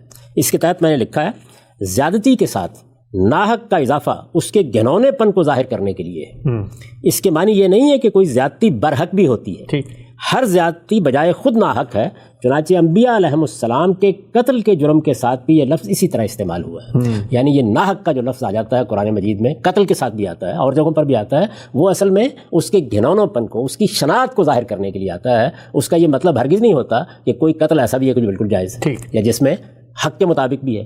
حق کے مطابق اگر ہوگا تو پھر اس کا حکم خدا دے گا، اس کا حق خدا کے پیغمبر دیں گے، اس کو جائز ٹھہرائیں گے، جس طرح کہ قرآن مجید نے وضاحت کر دی ہے. تو ناحق زیادتی کو حرام قرار دیا ہے. اب ناحق زیادتی کیا ہوگی؟ آپ یہ دیکھیے کہ ہمارے پاس جان ہے، مال ہے، آبرو ہے. تین ہی چیزیں. تو جان کے خلاف کوئی زیادتی ناحق کی گئی، مال کے خلاف کوئی زیادتی ناحق کی گئی، یا آبرو کے خلاف کوئی زیادتی ناحق کی گئی. چھوٹی کی گئی، بڑی کی گئی. اب 10 کی فہرست بناتے چلے جائیے. ناحق زیادتی کی ہر قسم اسی کے تحت. اچھا، جو جدید قسمیں آئیں گی وہ بھی ان کے تحت، وہ نئی ہو وہ پرانی ہو، یعنی جو چیز بھی سامنے آئے گی. لیکن انسان کو اللہ نے پروردگار عالم نے کس مقام پر کھڑا کر دیا. اور دیکھیے اس میں ہوا کیا، یہ بھی بتا دیا کہ یہ حرام حلال کوئی ایسی چیز نہیں ہے کہ میں اوپر سے ٹھوس دیتا ہوں. یہ مسلمات ہیں اخلاق کے، یہ سب مسلمات ہیں جو بیان ہو رہے ہیں. یعنی فواحش کیا ہیں؟ انسانی ضمیر جانتا ہے کہ جنسی انحرافات کی کیا صورتیں ہوتی ہیں. کسی چیز میں ابہام ہوا اس کو پروردگار واضح کرتا ہے، پیغمبر واضح کرتے ہیں، لیکن انسان عام طور پر اخلاق کے ان مقدمات سے واقف ہوتا ہے. تو تطہیر اخلاق کے لیے وہ بنیادیں واضح کر دی گئیں کہ فواحش کے قریب مت جاؤ، کسی کے ساتھ کبھی حق تلفی کا معاملہ نہ کرو، کسی کے خلاف کوئی زیادتی نہ کرو. اور میں نے عرض کر دیا کہ زیادتی یا جان کے خلاف ہوگی، یا مال کے خلاف ہوگی، یا آبرو کے خلاف ہوگی. اب دیکھتے چلے جائیے کہ دنیا میں مال کے خلاف، آبرو کے خلاف، جان کے خلاف زیادتی کی کیا کیا صورتیں ہیں، وہ سب کی سب اسی کے تحت آ جائیں گی. اس کے بعد کیا ہے؟ اس کے بعد شرک. اور شرک کے باب میں یہ واضح کر دیا کہ اس میں کسی بحث کی ضرورت نہیں ہوتی. جب آپ کسی ہستی سے متعلق یہ خیال کرتے ہیں یا یہ تصور قائم کرتے ہیں یا یہ بات کہنے کی جسارت کرتے ہیں کہ اس کی یہ حیثیت ہے اللہ تعالیٰ کی طرف سے، تو اس کے لیے اللہ کی سند چاہیے. اگر اللہ کی سند موجود نہیں ہے تو آپ کی منطق سے کسی کوئی حق نہیں حاصل ہو جائے گا. تو اس پر میں نے لکھا ہے، یہ اس لیے فرمایا ہے کہ شرک کے حق میں کوئی عقلی یا نقلی یا فطری دلیل نہ کبھی پیش کی جا سکی ہے اور نہ پیش کی جا سکتی ہے. تو اس لیے الفاظ قرآن مجید کے یہ ہیں کہ اللہ تعالیٰ نے شرک کو حرام قرار دیا ہے، ان تشرکوا باللہ ما لم ینزل بہ سلطانہ، اس لیے کہ تم اس کے لیے کوئی سند اپنے ہاں نہیں پاتے، اور اس کو کہ تم اللہ کے ساتھ شریک ٹھہراؤ جس کے لیے اس نے کوئی سند نازل نہیں کی. اور آخری چیز کیا ہے؟ وَأَن تَقُولُوا عَلَى اللَّهِ مَا لَا تَعْلَمُونَ، اور تم بغیر علم کے اللہ کی نسبت سے کوئی بات کہو. اس پر جو نوٹ ہے وہ بھی سن لیجئے. اصل الفاظ ہیں ان تقولوا علی اللہ ما لا تعلمون. تقولو کے بعد علا کا صلہ بتا رہا ہے کہ یہاں تضمین ہے، یعنی مفترین علی اللہ. یہ میں نے تعلیف بیان کی ہے کہ یہاں پر کس طرح کا جملہ ہے. اپنی طرف سے حلال و حرام کے فتوے دیے جائیں، یا اپنی خواہشات کی پیروی میں بدعتیں ایجاد کی جائیں، یا اپنی طرف سے شریعت تصنیف کی جائے اور اسے خدا سے منسوب کر دیا جائے، تو یہ سب چیزیں اسی کے تحت ہوں. یعنی ہر بدعت اس کے تحت ہے. اپنی طرف سے جسارت کر کے کوئی بات اللہ تعالیٰ کے بارے میں کہی جائے تو وہ سب اسی کے تحت ہے. اور یہ معلوم ہے کہ یہی وہ چیز ہے کہ جو دین میں غارت گر ایمان بن جاتی ہے. تو اس کو بھی بیان کر دیا جائے. اب اس کے بعد دیکھیے، اس پر میں نے ایک تفصیلی نوٹ کی وضاحت کی ہے. زینتوں کے بارے میں اوپر جو حکم بیان ہوا ہے، زینتوں کے بارے میں بات وہیں شروع ہوئی تھی نا، زینتوں کے بارے میں اوپر جو حکم بیان ہوا ہے، اس کے بعد یہ سوال پیدا ہوتا ہے کہ خدا کی شریعت میں پھر حرام کیا ہے. یہی سوال پیدا ہوا تھا. یعنی زینتیں حلال ہیں، کون جسارت کرتا ہے زینتوں کو حرام قرار دے؟ یہ بتا دیا کہ خور و نوش میں سب طیبات حلال ہے. تو اب سوال پیدا ہوا پھر حرام کیا ہے؟ آیا زیر بحث میں قرآن نے اس سوال کا جواب دیا ہے. اب یہاں پر بھی دیکھیے وضاحت کی گئی ہے. آیا زیر بحث میں قرآن نے اس سوال کا جواب دیا ہے کہ کھانے پینے کی چیزوں کے علاوہ، دیکھیے کھانے پینے کی چیزوں کے علاوہ، یہ میں اس لیے عرض کر رہا ہوں بار بار کہ بعض لوگوں نے نہایت اطمینان اور معصومیت کے ساتھ کہا اچھا پھر شراب. کھانے پینے کی چیزیں اوپر زیر بحث آ گئی ہیں. قرآن نے اس سوال کا جواب دیا ہے کہ کھانے پینے کی چیزوں کے علاوہ اللہ نے صرف 5 چیزیں حرام قرار دی ہیں. ایک فواحش، دوسرے حق تلفی، تیسرے ناحق زیادتی، چوتھے شرک اور 5ویں بدعت. یہ 5 چیزیں ہیں جو دین میں تطہیر اخلاق کے باب میں تمام حرمتوں کی بنیاد ہے. چنانچہ دیکھیے میں نے کیا لکھا ہے. خدا کی شریعت میں یہی 5 چیزیں حرام ہیں. پھر عرض کر دوں کھانے پینے کی چیزوں کے علاوہ خدا کی شریعت میں یہی 5 چیزیں حرام ہیں، ان کے علاوہ کوئی چیز حرام نہیں ہے. حلال و حرام کے معاملے میں یہ خدا کا اعلان ہے، لہٰذا کسی کو بھی حق نہیں پہنچتا کہ وہ ان کے علاوہ کسی چیز کو حرام ٹھہرائے. یعنی اب جو کوئی بھی حرام کے بارے میں یہ لفظ منہ سے نکالے گا اسے اسی دائرے میں آ کر اپنی بات ثابت کرنا پڑے گی. چنانچہ اب اگر کوئی چیز حرام ہوگی تو اسی وقت ہوگی جب ان میں سے کوئی چیز اس میں پائی جائے گی. اب دیکھیے نا، حرمتوں کی فہرست اب بنائیے آپ، ہو سکتا ہے آپ 100 حرمتوں کی فہرست بنا دیں، لیکن ہر جگہ آپ کو بتانا پڑے گا کیا ان میں سے کوئی چیز اس میں پائی جاتی ہے. روایتیں، آثار، حدیثیں اور پچھلے صحیفوں کے بیانات سب قرآن کے اسی ارشاد کی روشنی میں سمجھے جائیں گے. اس سے ہٹ کر یا اس کے خلاف کوئی چیز بھی قابل قبول نہ ہوگی. یہ ہے اصل میں وہ بیان جس کو موضوع بحث بنایا گیا ہے. میں نے اس کی وضاحت کر دی، اب میں ہر سوال کے لیے حاضر ہوں. آپ سب بہت ہی تفصیل سے آپ نے بتایا کہ جو سورہ اعراف کی آیت ہے جس میں یہ اخلاقی حرمتوں کے باب میں اللہ تعالیٰ نے اصولی ہدایت بیان کر دی ہے، اور اس میں سے ایک لفظ کی آپ نے توضیح کی، تشریح کی، آپ نے اس کو بیان کیا. ایک سوال میرے ذہن میں یہاں پر یہ آتا ہے کہ 1 منٹ کے لیے مثال کے طور پہ اگر ہم یہ مان لیں کہ کوئی ایسی چیز دین میں یا دین کی کسی سورس میں مثلا سنت کے ذریعے ہم تک پہنچ گئی ہے اور اس کو ہم سمجھتے ہیں کہ وہ حرام ہے اور وہ ان میں نہیں آتی، تو ہم سب سوال تو یہ پیدا ہونا چاہیے نا کہ قرآن میں وہ بات یہاں کیوں نہیں بیان ہوئی بجائے اس بات کے کہ یہ حرمت تو اس کے علاوہ ہے. پہلے تو ہمیں قرآن کے پاس اس کو لے جا کر یہ مسئلہ حل کروانا ہے نا کہ اگر آپ نے کہا کہ صرف 5 ہی کیٹیگریز ہیں اخلاقی برائیوں میں، تو پہلے آپ ہمیں بتائیے کہ یہ 5 میں سے 5 وہاں کیوں نہیں پائی جاتی. آپ تو سنت اور حدیث پر چلے گئے، اب تو خود قرآن مجید میں بھی کوئی چیز اس کے خلاف نہیں ہو سکتی. اچھا، اس لیے کہ اللہ تعالیٰ نے قرآن مجید کے اللہ کی کتاب ہونے کی سب سے بڑی دلیل یہ بیان کی ہے کہ لو کان من عند غیر اللہ لوجدوا فی اختلافا کثیرا. اگر یہ کسی اور کی طرف سے ہوتا تو تم تضادات دیکھتے اس میں. یہ کیسے ہو سکتا ہے؟ اب قرآن مجید میں بھی کسی اور مقام پر کوئی بات بیان ہوگی تو جب ایک جگہ اللہ تعالیٰ نے واضح کر دیا کہ حرمت و حلت کی اساس یہ ہے، یہ بنیادیں ہیں جن پر میں نے چیزوں کو حرام قرار دیا ہے، یہ اساسات ہیں جن پر سارا حلت اور حرمت کا قاعدہ کھڑا ہے، اب ہر چیز اس سے متعلق ہوگی. یعنی اللہ بھی اس کی کیسے خلاف ورزی کریں گے جب خود اصول بتا دیں؟ یہ خود اللہ تعالیٰ کی بات میں تضاد پیدا ہو جائے گا، یہ ہو نہیں سکتا. یعنی خود قرآن مجید میں بھی، حدیث سنت تو اس کے بہت بات کی چیز ہے، قرآن مجید میں بھی ہر جگہ پہ آپ جو کچھ بھی بیان ہوگا وہ اسی دائرے میں ہوگا، انہی احساسات پر ہوگا، انہی عنوانات کے تحت ہوگا، اسی کو بنیاد بنا کر اس کو سمجھا جائے گا، اسی کے مطابق اس کے بارے میں فیصلہ کیا جائے گا. ٹھیک ہے. ہم سب پہلی چیز جو یہاں پر زیر بحث آئی فواحش کے بارے میں جو ہمارا عام تاثر ہے مذہبی ذہن کا، وہ یہ سمجھتا ہے کہ یہاں پر اللہ تعالیٰ نے فحاشی کو ممنوع قرار دیا ہے، اور اس پر پھر لوگوں نے بہت اعتراضات کیے ہیں کہ غامدی صاحب نے فواحش کا لفظ تو پڑھ دیا، لیکن یہاں پر فواحش سے کیا مراد ہے؟ بر صغیر کی عرف والی بھی حیائی مراد ہے، عربوں کی مراد ہے، امریکن کلچر کے اندر جو چیزیں مراد ہیں. ہم نے لباس کے اندر بڑی تفصیل سے بات کی تھی کہ جو فحاشی کا ایک زمرہ لے کر آیا جاتا ہے دین کی، اس میں کیا ہے وہ بحث وہاں لوگ دیکھ سکتے ہیں، لیکن یہاں مجھے آپ بتائیے گا کہ لوگ اس کو جو اٹیچ کر رہے ہوتے ہیں فواحش کو وہاں کے جو فحاشی معاشرے میں ہے، ان کا کوئی لنک ہے آپس میں؟ میں نے تو وضاحت کر دی. آپ دیکھیے میں نے وہ نوٹ آپ کو پڑھ کے سنایا ہے، میں نے نیچے حواشی میں بتایا ہے کہ فاحشہ سے کیا مراد ہے، اور قرآن مجید نے بھی اس کو واضح کر دیا ہے.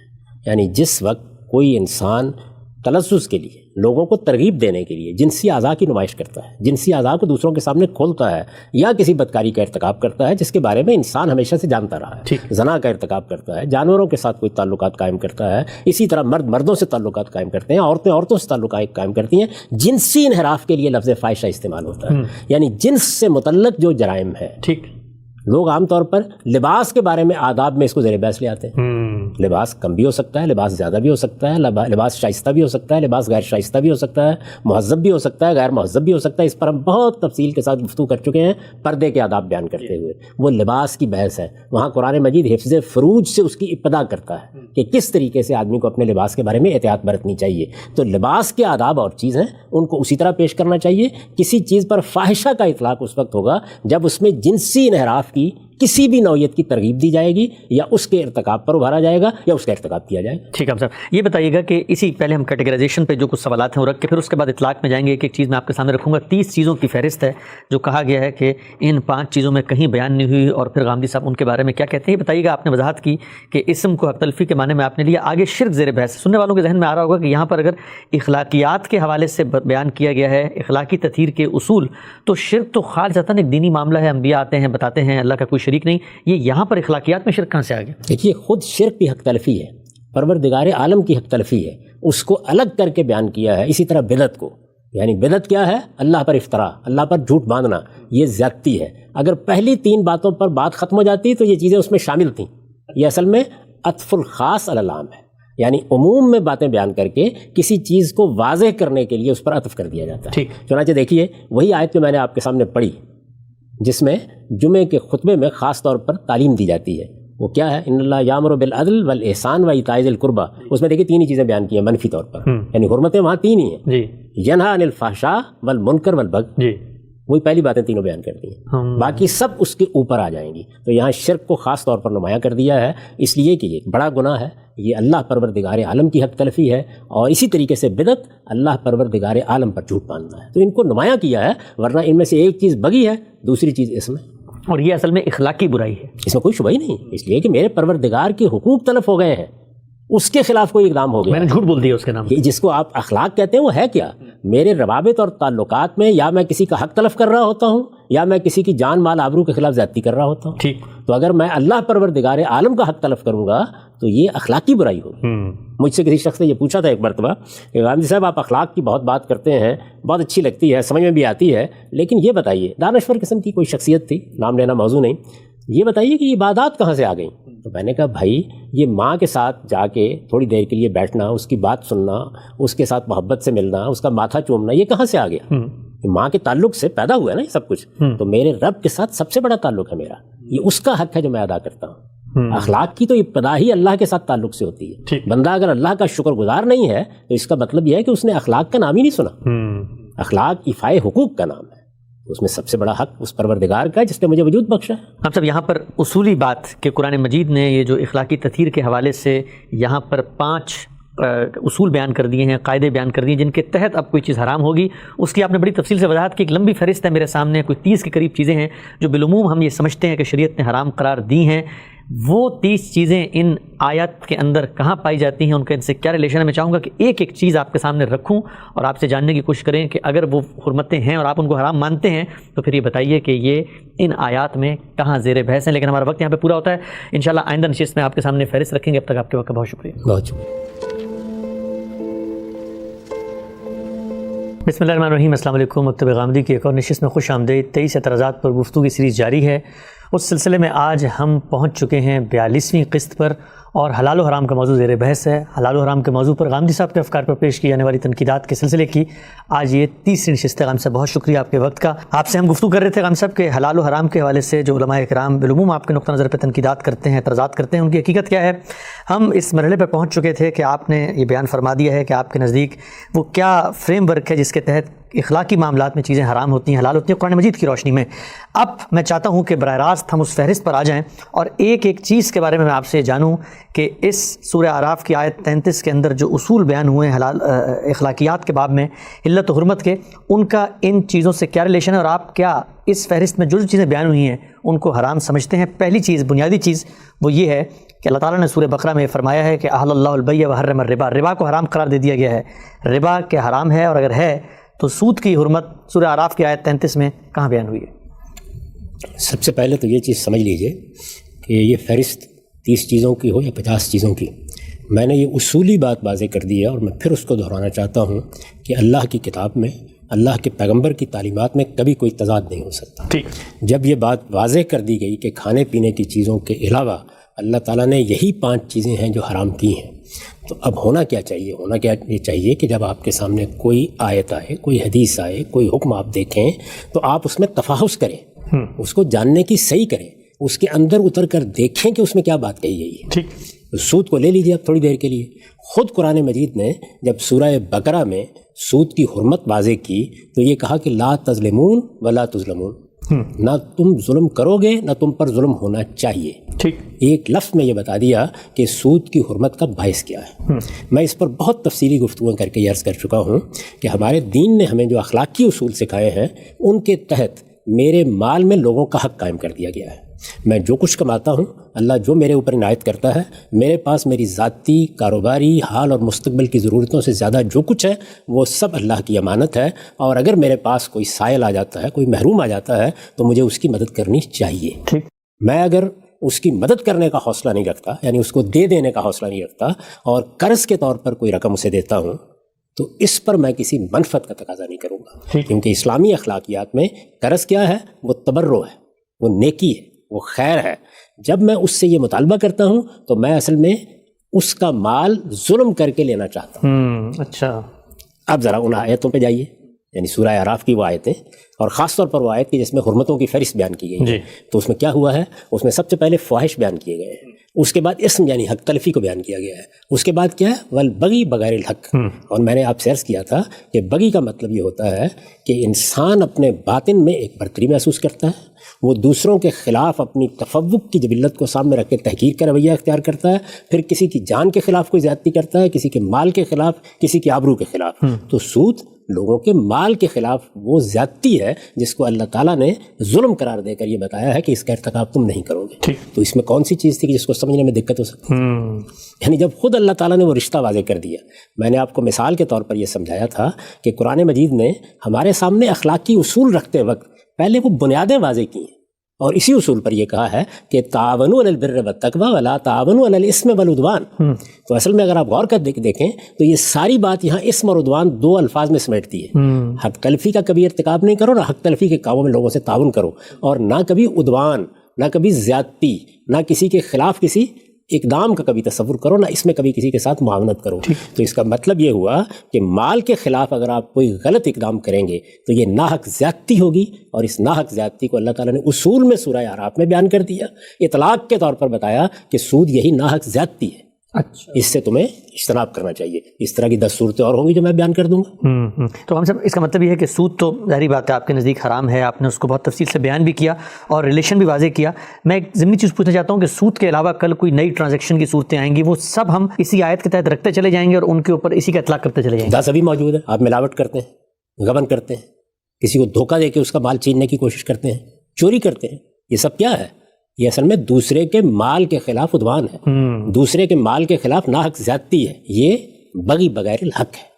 تو یہ تو نہایت جامع عنوان قرآن نے قائم کر دیا، اور انسان کو اللہ تعالیٰ نے جو شعور دیا ہے اس کے تحت 15 سے چیزوں کی، 20 چیزوں کی، 50 چیزوں کی فہرست میں آپ کو بنا دیتا ہوں جو ہماری دنیا میں پیش آتی ہیں، ہمارے معاملات میں پیش آتی ہیں، ہماری سیاست میں پیش آتی ہیں. کہیں ہم کسی کی جان کے خلاف زیادتی کا اقدام کر رہے ہوتے ہیں، کہیں مال کے خلاف کر رہے ہوتے ہیں، کہیں آبرو کے خلاف کر رہے ہوتے ہیں، کہیں اپنے باطن کو ظاہر کے ساتھ متعلق کرنے میں کر رہے ہوتے ہیں. یہ جس کو آپ تکبر کہتے ہیں کیا چیز ہے؟ یہ اصل میں بغی بغیر الحق ہے. یعنی میرے باطن میں ایک تفوق کا احساس پیدا ہوتا ہے، وہ احساس دوسروں کو تحقیر کی نظر سے دیکھتا ہے، اس طرح گویا میں دوسرے کی عزت کے خلاف ایک جذبے یا ایک احساس کا اظہار کرتا ہوں. تو آپ دیکھیے قرآن مجید نے اس کی بہت سی صورتوں کے اوپر بھی گفتگو کی. تو اس میں کون سی ایسی چیز ہے کہ جس کے بارے میں ادنا تردد بھی ہو سکتا ہے؟ اچھا، ہم سے ایک چیز ابھی ذہن میں آئی کہ جب ہم کسی کے بارے میں کوئی دعویٰ کرتے ہیں، کوئی کلیم کرتے ہیں، مثلا آپ کے بارے میں یہ اگر کہا گیا کہ جی آپ نے 5 چیزوں کو صرف حرام قرار دیا اور باقی چیزوں کے بارے میں آپ خاموش ہیں، اور آپ نے سود پہ لکھا بھی ہو، بولا بھی ہو، پڑھا بھی ہو، لوگوں کو بتایا بھی ہو، تو یہ بھی کیا سورہ اعراف کی کسی آیت کے تحت آ سکتا ہے کہ کسی کی آبرو یا کسی کی کریڈیبلٹی یا کسی کے موقف سے ہٹ کے اس کی تائید، اس کی سند کے بغیر آپ کو بات کریں؟ ظاہر ہے کہ جس وقت آپ کسی کے اوپر کوئی الزام لگاتے ہیں، کسی کی کوئی رائے بیان کرتے ہیں اور اس میں دیانت سے کام نہیں لیتے، کسی پر کوئی تہمت کر دیتے ہیں، تو یہ سب کیا ہے؟ یہ اس کی عزت پر حملہ ہے. اچھا. یہ اس کی عزت کے خلاف، اس کے وقار کے خلاف ایک طرح سے بغی بغیر الحق ہے. تو اس وجہ سے یہ ساری چیزیں جتنی ہیں قرآن مجید کا اعجاز ہے کہ اس نے سب کو سمیٹ کر اصول کے طور پر اعراف میں بیان کر دیا، پھر آپ کو ایک ایسا معیار دے دیا کہ آپ خود اس کا اطلاق کر سکتے ہیں، اور 10 چیزوں پر آپ زندگی میں اس کا اطلاق کرتے ہیں. یہ جو عالمگیر اخلاقیات ہے اس وقت وہ سب اسی پر مبنی ہے. تمام قوانین اسی اصول پر بنائے جا سکتے ہیں. اگر آپ ریاست کے قانون کے بارے میں مجھ سے پوچھیں تو میں یہ عرض کروں گا کہ اس کی بنیاد ہی 2 چیزیں ہیں, ایک اسم اور دوسرے بغی بغیر حق. ٹھیک. یعنی یا ریاست کو قانون بنانے کا حق ہے حق تلفی کو روکنے کے لیے, اور یا لوگوں کی جان مال آبرو کے خلاف زیادتی کو روکنے کے لیے. ٹھیک ہے صاحب, سود کا مسئلہ تو حل ہوا, اور سود پر ہم نے تفصیلی گفتگو بھی کی ہے, اس میں زیادہ تفصیل سے ہم نے اس بارے میں آپ سے پوچھا تھا جو اعتراضات ہوتے ہیں, لیکن آپ نے ریلیشن واضح کیا. دوسری چیز جو اس فہرست میں موجود ہے حلال و حرام کی, وہ یہ ہے کہ سورہ مائدہ کی آیت 90 میں اللہ تعالیٰ نے بتایا کہ شراب, جوا, انصاب و ازلام, یہ 4 چیزیں ہیں, ان کو بھی دین نے, شریعت نے ممنوع قرار دیا ہے, حرام قرار دیا ہے. لیکن سورہ اعراف کی آیت 33 کے اندر یہ 4 چیزیں موجود نہیں, تو پھر ان کا کیا ریلیشن اور یہ کیسے حرام ہوں گی؟ سورہ اعراف کی آیت 33 میں 10 چیزیں موجود نہیں ہیں, لیکن وہ سب کی سب ان کے ساتھ متعلق ہوتی ہیں. ٹھیک. وہ بنیادیں ہیں, وہ اساسات ہیں. ابھی میں نے آپ کی خدمت میں عرض کیا کہ یہ فہرست بنانی تھی تو اس کے لیے ایک سود ہی ملا تھا, چوری موجود تھی, ملاوٹ موجود تھی, غبن موجود تھا, اور 10 چیزیں موجود تھیں. ٹھیک. ان سب کی فہرست بنانی چاہیے تھی. وہ سب کی سب اگر آپ دیکھیں گے تو یا حق تلفی پر مبنی ہوں گی یا جان مال آبرو کے خلاف زیادتی پر مبنی ہوں گی. یعنی یا وہاں اسم ہوگا جس کو عربی زبان میں آپ حق تلفی کی تعبیر کے طور پر بیان کرتے ہیں, اور یا بغی بغیر الحق ہوگی. اس کے سوا کوئی چیز ہو ہی نہیں سکتی. دنیا بھر میں جو کچھ آپ کرتے ہیں, جب دوسروں سے متعلق کسی جرم کا ارتکاب ہوتا ہے تو اس کی اساسات یہی 2 چیزیں ہوتی ہیں. تو اس وجہ سے اس میں تردد کیوں ہوا؟ اچھا یہاں پر آئیے اب اس آیت میں, اس میں سب سے پہلے کیا چیز ہے؟ شراب. تو وہ تو کھانے پینے کی چیزوں سے متعلق ہے. اس کے بارے میں عرض کر چکا کہ یہ جو حرمتوں کی بنیادیں بیان کی گئی ہیں یہ تطہیر اخلاق کے بارے میں ہے. کھانے پینے کی چیزوں کو سورہ اعراف میں اوپر بیان کر دیا گیا ہے. بار بار میں نے جب بھی اس سوال پر گفتگو کیا یہ کہا کھانے پینے کی چیزوں کے علاوہ, کھانے پینے کی چیزوں کے علاوہ. کھانے پینے کی چیزوں کے بارے میں نے بہت تفصیل کے ساتھ بات کر کے اس سے پہلے بھی آپ کی خدمت میں عرض کیا کہ وہاں اصول کیا قائم کیا گیا ہے؟ تمام طیبات حلال ہیں, تمام خبائث ممنوع ہیں. ٹھیک. پھر میں نے آپ کی خدمت میں عرض کیا کہ خبائث کی تعین کے بہت سے معاملات کو انسانی فطرت پر چھوڑ دیا گیا ہے. ایسے چند معاملات تھے جن میں اشتباہ واقع ہو سکتا تھا. اشتباہ کیسے واقع ہوتا ہے کہ کوئی شخص کسی چیز کو من جملہ طیبات سمجھ کے کھا لیتا ہے یا استعمال کرتا ہے. اللہ تعالیٰ نے اس میں واضح حکم بیان کر دیا. وہ 4 چیزیں ہیں جو قرآن مجید نے خود بیان کی ہیں. ان کو بھی یہاں پہ زیر بحث آنا چاہیے تھا. پھر یعنی شرابی کی آیت کیوں لے کر آئے؟ سب سے پہلے تو وہ آیات آنی چاہیے تھیں سورہ نحل کی, سورہ بقرہ کی, سورہ انعام کی, جن میں یہ بیان کیا گیا ہے کہ میں نے مردار کو حرام کیا ہے, میں نے خون کو حرام کیا ہے, میں نے سور کو حرام کیا ہے, میں نے غیر اللہ کے نام کے ذبیحہ کو حرام کیا ہے. یہ کھانے پینے کی چیزوں سے متعلق ہے. شراب بھی اسی طریقے سے عقل کو خبت کر دیتی ہے, من جملہ خبائث ہے. بلکہ آپ عام زبان میں بھی کہتے ہیں کہ شراب تو ام الخبائث ہے. تو اس وجہ سے اس سے بھی روکا گیا. پھر یہ کہ شراب اپنے نتائج کے لحاظ سے وہ سب کچھ کرتی ہے جس کو آپ حق تلفی کہتے ہیں اور جس کو آپ جان مال آبرو کے خلاف زیادتی کہتے ہیں. اچھا. میں اس کی مثال دوں آپ کو. خود صحابہ کرام کے زمانے میں شراب کی حرمت تو طے تھی, اس کی سزا زیر بحث آئی. یعنی شراب نوشی پر کوئی سزا شریعت میں مقرر نہیں کی گئی, یہ اجتہاد سے خود صحابہ کرام نے مقرر کی. تو رسالت مآب صلی اللہ علیہ وسلم کے بعد جب یہ مسئلہ درپیش ہوا کہ شراب پینے والے کو کیا سزا دی جائے, تو اس موقع پر سیدنا علی رضی اللہ عنہ نے جو استدلال کیا وہ کیا تھا کہ یہ شراب پیے گا, مدہوش ہوگا, دوسروں کی لڑکیوں پر تہمتیں لگائے گا, اس وجہ سے اس کو وہی سزا دینی چاہیے جو تہمت کی سزا ہے. اچھا. یعنی 80 کوڑے مارے جائیں. یہاں استدلال کیا ہے؟ نتیجے کے لحاظ سے استدلال کیا گیا. یہ صحابہ کرام کا فہم تھا. اور اس طرح کی فہرستیں تیار کر کے یہ خیال کرنا کہ یہ سب کچھ قرآن مجید کی اساسات پر مبنی نہیں ہے, یہ ہمارے دور جدید کے لوگوں کا فہم ہے. تو آپ دونوں کا تقابل کر سکتے ہیں. اسی آیت میں دیکھیے قرآن مجید آگے جا کے کیا کہتا ہے, وہ بھی نتائج کی طرف توجہ دلاتا ہے. وہ یہ کہتا ہے کہ جب تم یہ کرو گے, جوا اور شراب اس کی مجالس منعقد کرو گے, اس کے نتیجے میں یہ دونوں چیزیں تمہارے اندر عداوت کی آگ بھڑکا دیں گی. اچھا. میں آگے وضاحت کرتا ہوں کیسے. پھر اگلی بات کہتا ہے یہ کہ تمہیں نماز سے روکیں گی, تمہیں اللہ کی یاد دہانی سے روکیں گی. اب نماز سے روکیں گی اور اللہ کی یاد دہانی سے روکیں گی کیونکہ یہ خاص طرح کی مدہوشی پیدا کرتی ہیں, اشتغال پیدا کرتی ہیں. جوئے کی مجلس میں بیٹھ کے آپ بھول جاتے ہیں کہ نماز ہو گئی, اللہ تعالیٰ کی طرف سے بلایا گیا, اذان بلند ہوئی, حی علی الفلاح کہا گیا, حی علی الصلاح کہا گیا, یہ سب فراموش کر بیٹھتے ہیں. سارا وقت آپ کا ایک دوسری مشغولیت میں بسر ہونے لگ جاتا ہے. تو یہ فرمایا قرآن مجید نے, اسی آیت میں آگے جا کے فرمایا ہے کہ یہ چیزیں تمہیں ان چیزوں سے روک دیں گی. تو وہ چیزیں کیا ہیں ذرا غور کیجئے. نماز, اللہ کی یاد, وہ اللہ کا حق ہے. یہ آپ حق تلفی کی طرف جا رہے ہیں نتیجے کے اعتبار سے. اسی وجہ سے دیکھیے دوسری جگہ کیا کہا ہے, اسمہما اکبر من نفعہما. اچھا, اسم کا لفظ. وہاں اسم کا لفظ استعمال کیا. یہ جو جوا ہے اور یہ شراب ہے, ان کا گناہ, یا دوسرے لفظوں میں کہیے یہ چیز حق تلفی کو پیدا کر دیتی ہیں. وہ حق تلفی کس کی ہے؟ وہ اس زمین و آسمان کے مالک کی حق تلفی. تمام عبادات, اللہ کی یاد سے دل کا آباد رہنا, یہ اللہ کا حق ہے. اور بندہ اگر اس حق کو فراموش کر دیتا ہے تو وہ غفلت میں مبتلا ہے, اس کے بارے میں قرآن مجید نے خود استدلال کر دیا. یہ طریقہ ہے اللہ کی کتاب کا ان چیزوں کو لے کر اصل کے ساتھ متعلق کرنے کا، ریلیٹ کرنے کا. اس کو سیکھنا چاہیے ہمارے ہاں دین پر غور کرنے والے لوگوں کو. اب آگے چلیے، جوئے کو الگ سے لے لیجیے. جوئے میں آپ کرتے کیا ہے؟ میں اس لیے بیٹھتا ہوں جوا کھیلنے کے لیے کہ مجھے لازماً آپ کو ضرر پہنچانا ہے، آپ کو یعنی آپ کے مال کو، اور آپ اس لیے بیٹھتے ہیں کہ آپ نے لازماً مجھے ضرر پہنچانا. جو کچھ ہے وہ اینٹ لینے کا ایک جذبہ ہے دوسرے سے، اور ضرر یعنی اس کا کوئی اور نتیجہ نکل ہی نہیں سکتا. میں کاروبار کرتا ہوں آپ کے ساتھ، تھوڑا نفع آپ کو ہو گیا، کچھ نقصان مجھے ہو گیا، یہ چیزیں تبادلہ میں جاتی رہتی ہیں. لیکن یہاں یہی چیز ہوتی ہے. تو اس وجہ سے یہ مال کے خلاف تعدی بھی ہے، عدوان بھی ہے، بغی بھی ہے.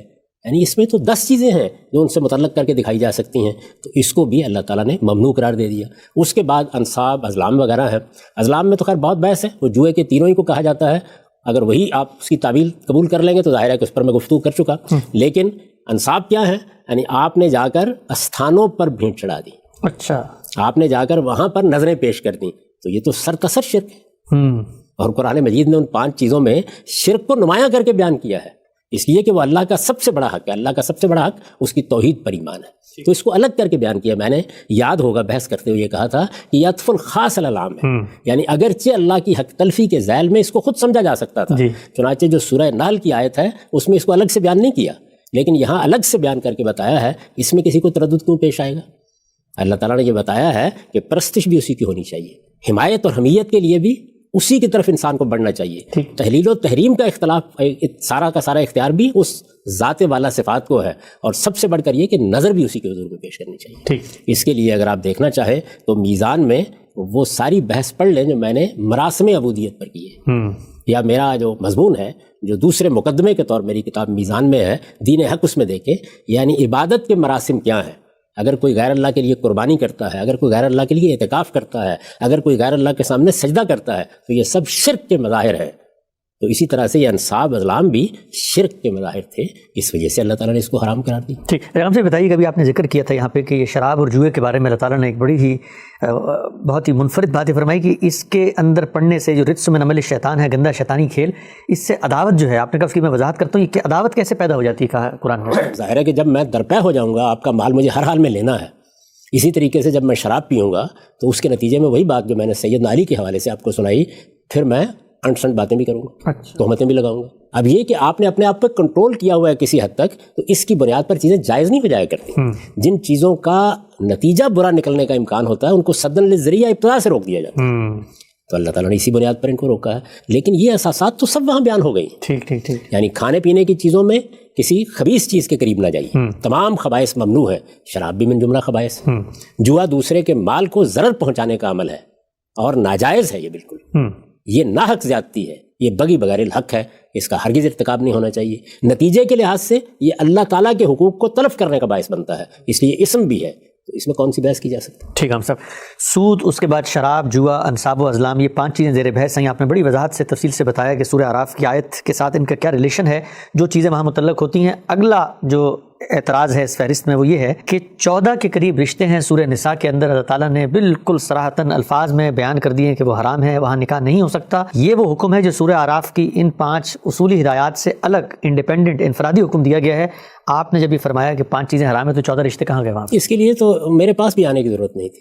یعنی اگر ان 14 رشتوں کو یا 15 رشتوں کو جہاں اللہ تعالیٰ نے بیان کیا ہے سورہ نساء میں، جس کا حوالہ دیا جا رہا ہے، وہیں نکال کر پڑھ دیا جاتا تو اللہ نے پہلے جواب دیا ہے اس بات کا، اس کے بعد حرمتوں کی فہرست بیان کی ہے. اچھا، یہ فہرست شروع کس چیز سے ہوتی ہے؟ ذرا نکال کے دیکھیے اس کو سورہ نساء میں. یہ شروع ہوتی ہے باپ کی منکوحہ کی حرمت سے. ٹھیک، لا تنکحوا ما نکح آباؤکم، اس پر عطف کر کے آگے یہ باقی رشتے بیان کیے ہیں. یعنی جن عورتوں سے تمہارے باپ نے نکاح کیا ہے ان کے ساتھ اب نکاح کا تصور بھی نہ کرو. اس کے بعد دیکھیے اس کی وجہ کیا بیان کی ہے. یعنی اس کی وجہ بیان کرتے ہوئے وہ علت، وہ اشتراک بیان کر دیا ہے جو ان 5 میں سے ایک چیز کے ساتھ ان تمام حرمتوں کو متعلق کرتا ہے. یعنی سورہ اعراف میں جو 5 چیزیں بیان، سورہ اعراف میں جو 5 چیزیں بیان ہوئی ہیں، یعنی یہ ایک تو چیز یہ ہے کہ آپ نے سمجھنا ہے، آپ نے جاننا ہے، آپ نے تدبر کرنا ہے، آپ نے ریلیشن واضح کرنا ہے. ایک تو یہ چیز ہے نا. اس میں تو چلیے آپ کو تدبر کی، تفاحص کی ضرورت ہوتی ہے. یہاں اللہ تعالیٰ خود بیان کر رہے ہیں لا تنکحوا ما نکح آباؤکم. پہلے حکم بیان کیا ہے کہ جن عورتوں سے تمہارے باپ نے نکاح کیا ہے ان کے ساتھ نکاح کا تصور بھی نہ کرو. اس کے بعد کیا کہا ہے؟ کیوں؟ انہ کان فاحشۃ، ومقتا وساء سبیلا. اچھا، وہی فواحش وہاں پر آیا تھا سورہ اعراف میں. سب سے پہلی چیز وہی. تو اللہ تعالیٰ یہ کہتے ہیں کہ یہ فاحشہ ہے. یہاں ذرا تھوڑی دیر کے رک کے سمجھ لیجئے فاحشہ ہوتا کیا ہے.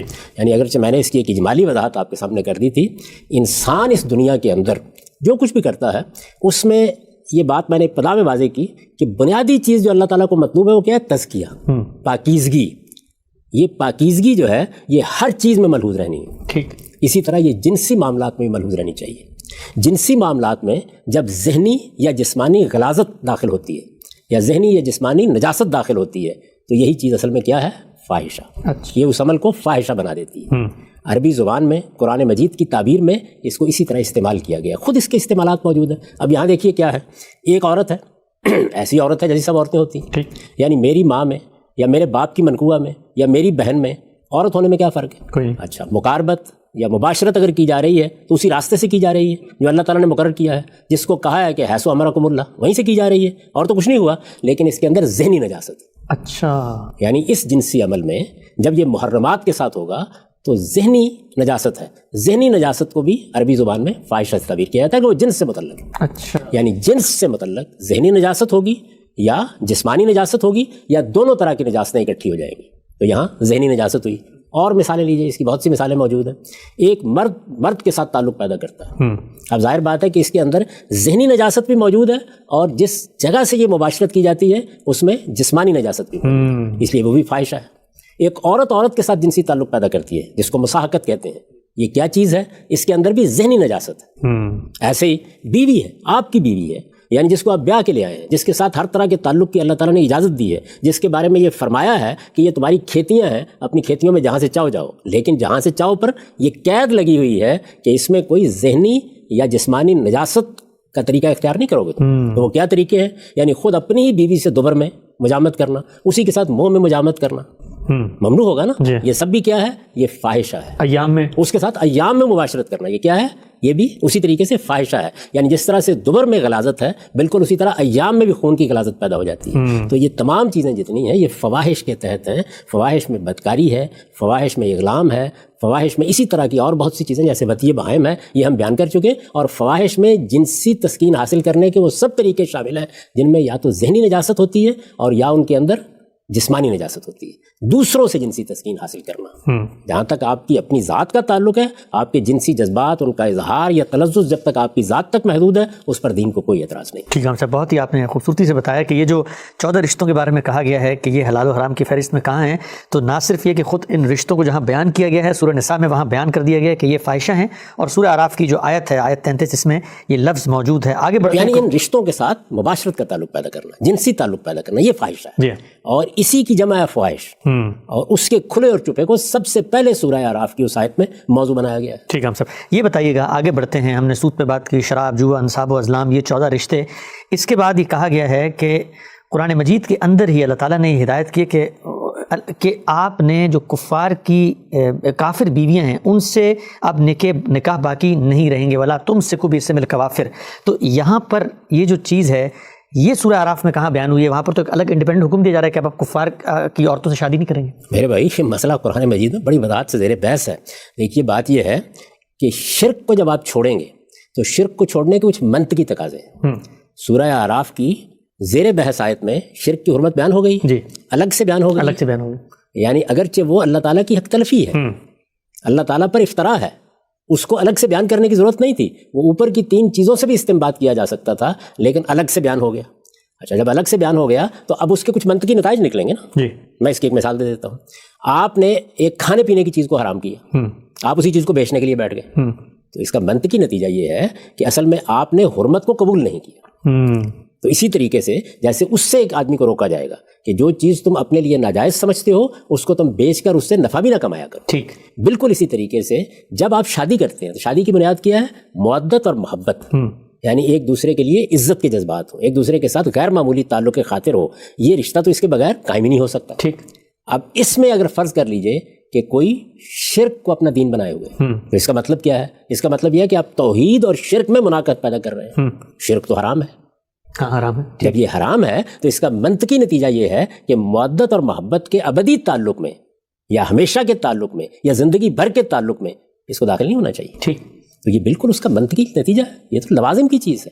جب شرک ممنوع ہے تو شرک کرنا بھی منع ہوگا، شرک کے مظاہر بھی ممنوع ہوں گے، اور شرک کی بنیاد پر کوئی رشتہ قائم کرنا بھی ممنوع ہوگا. ٹھیک. تو اسی وجہ سے اللہ تعالیٰ نے پہلے تو خود سورہ بقرہ میں یہ بتایا کہ کسی مشرک مرد کی کسی مشرکہ عورت کے ساتھ، کسی مومن مرد کی کسی مشرکہ عورت کے ساتھ شادی نہیں ہوگی.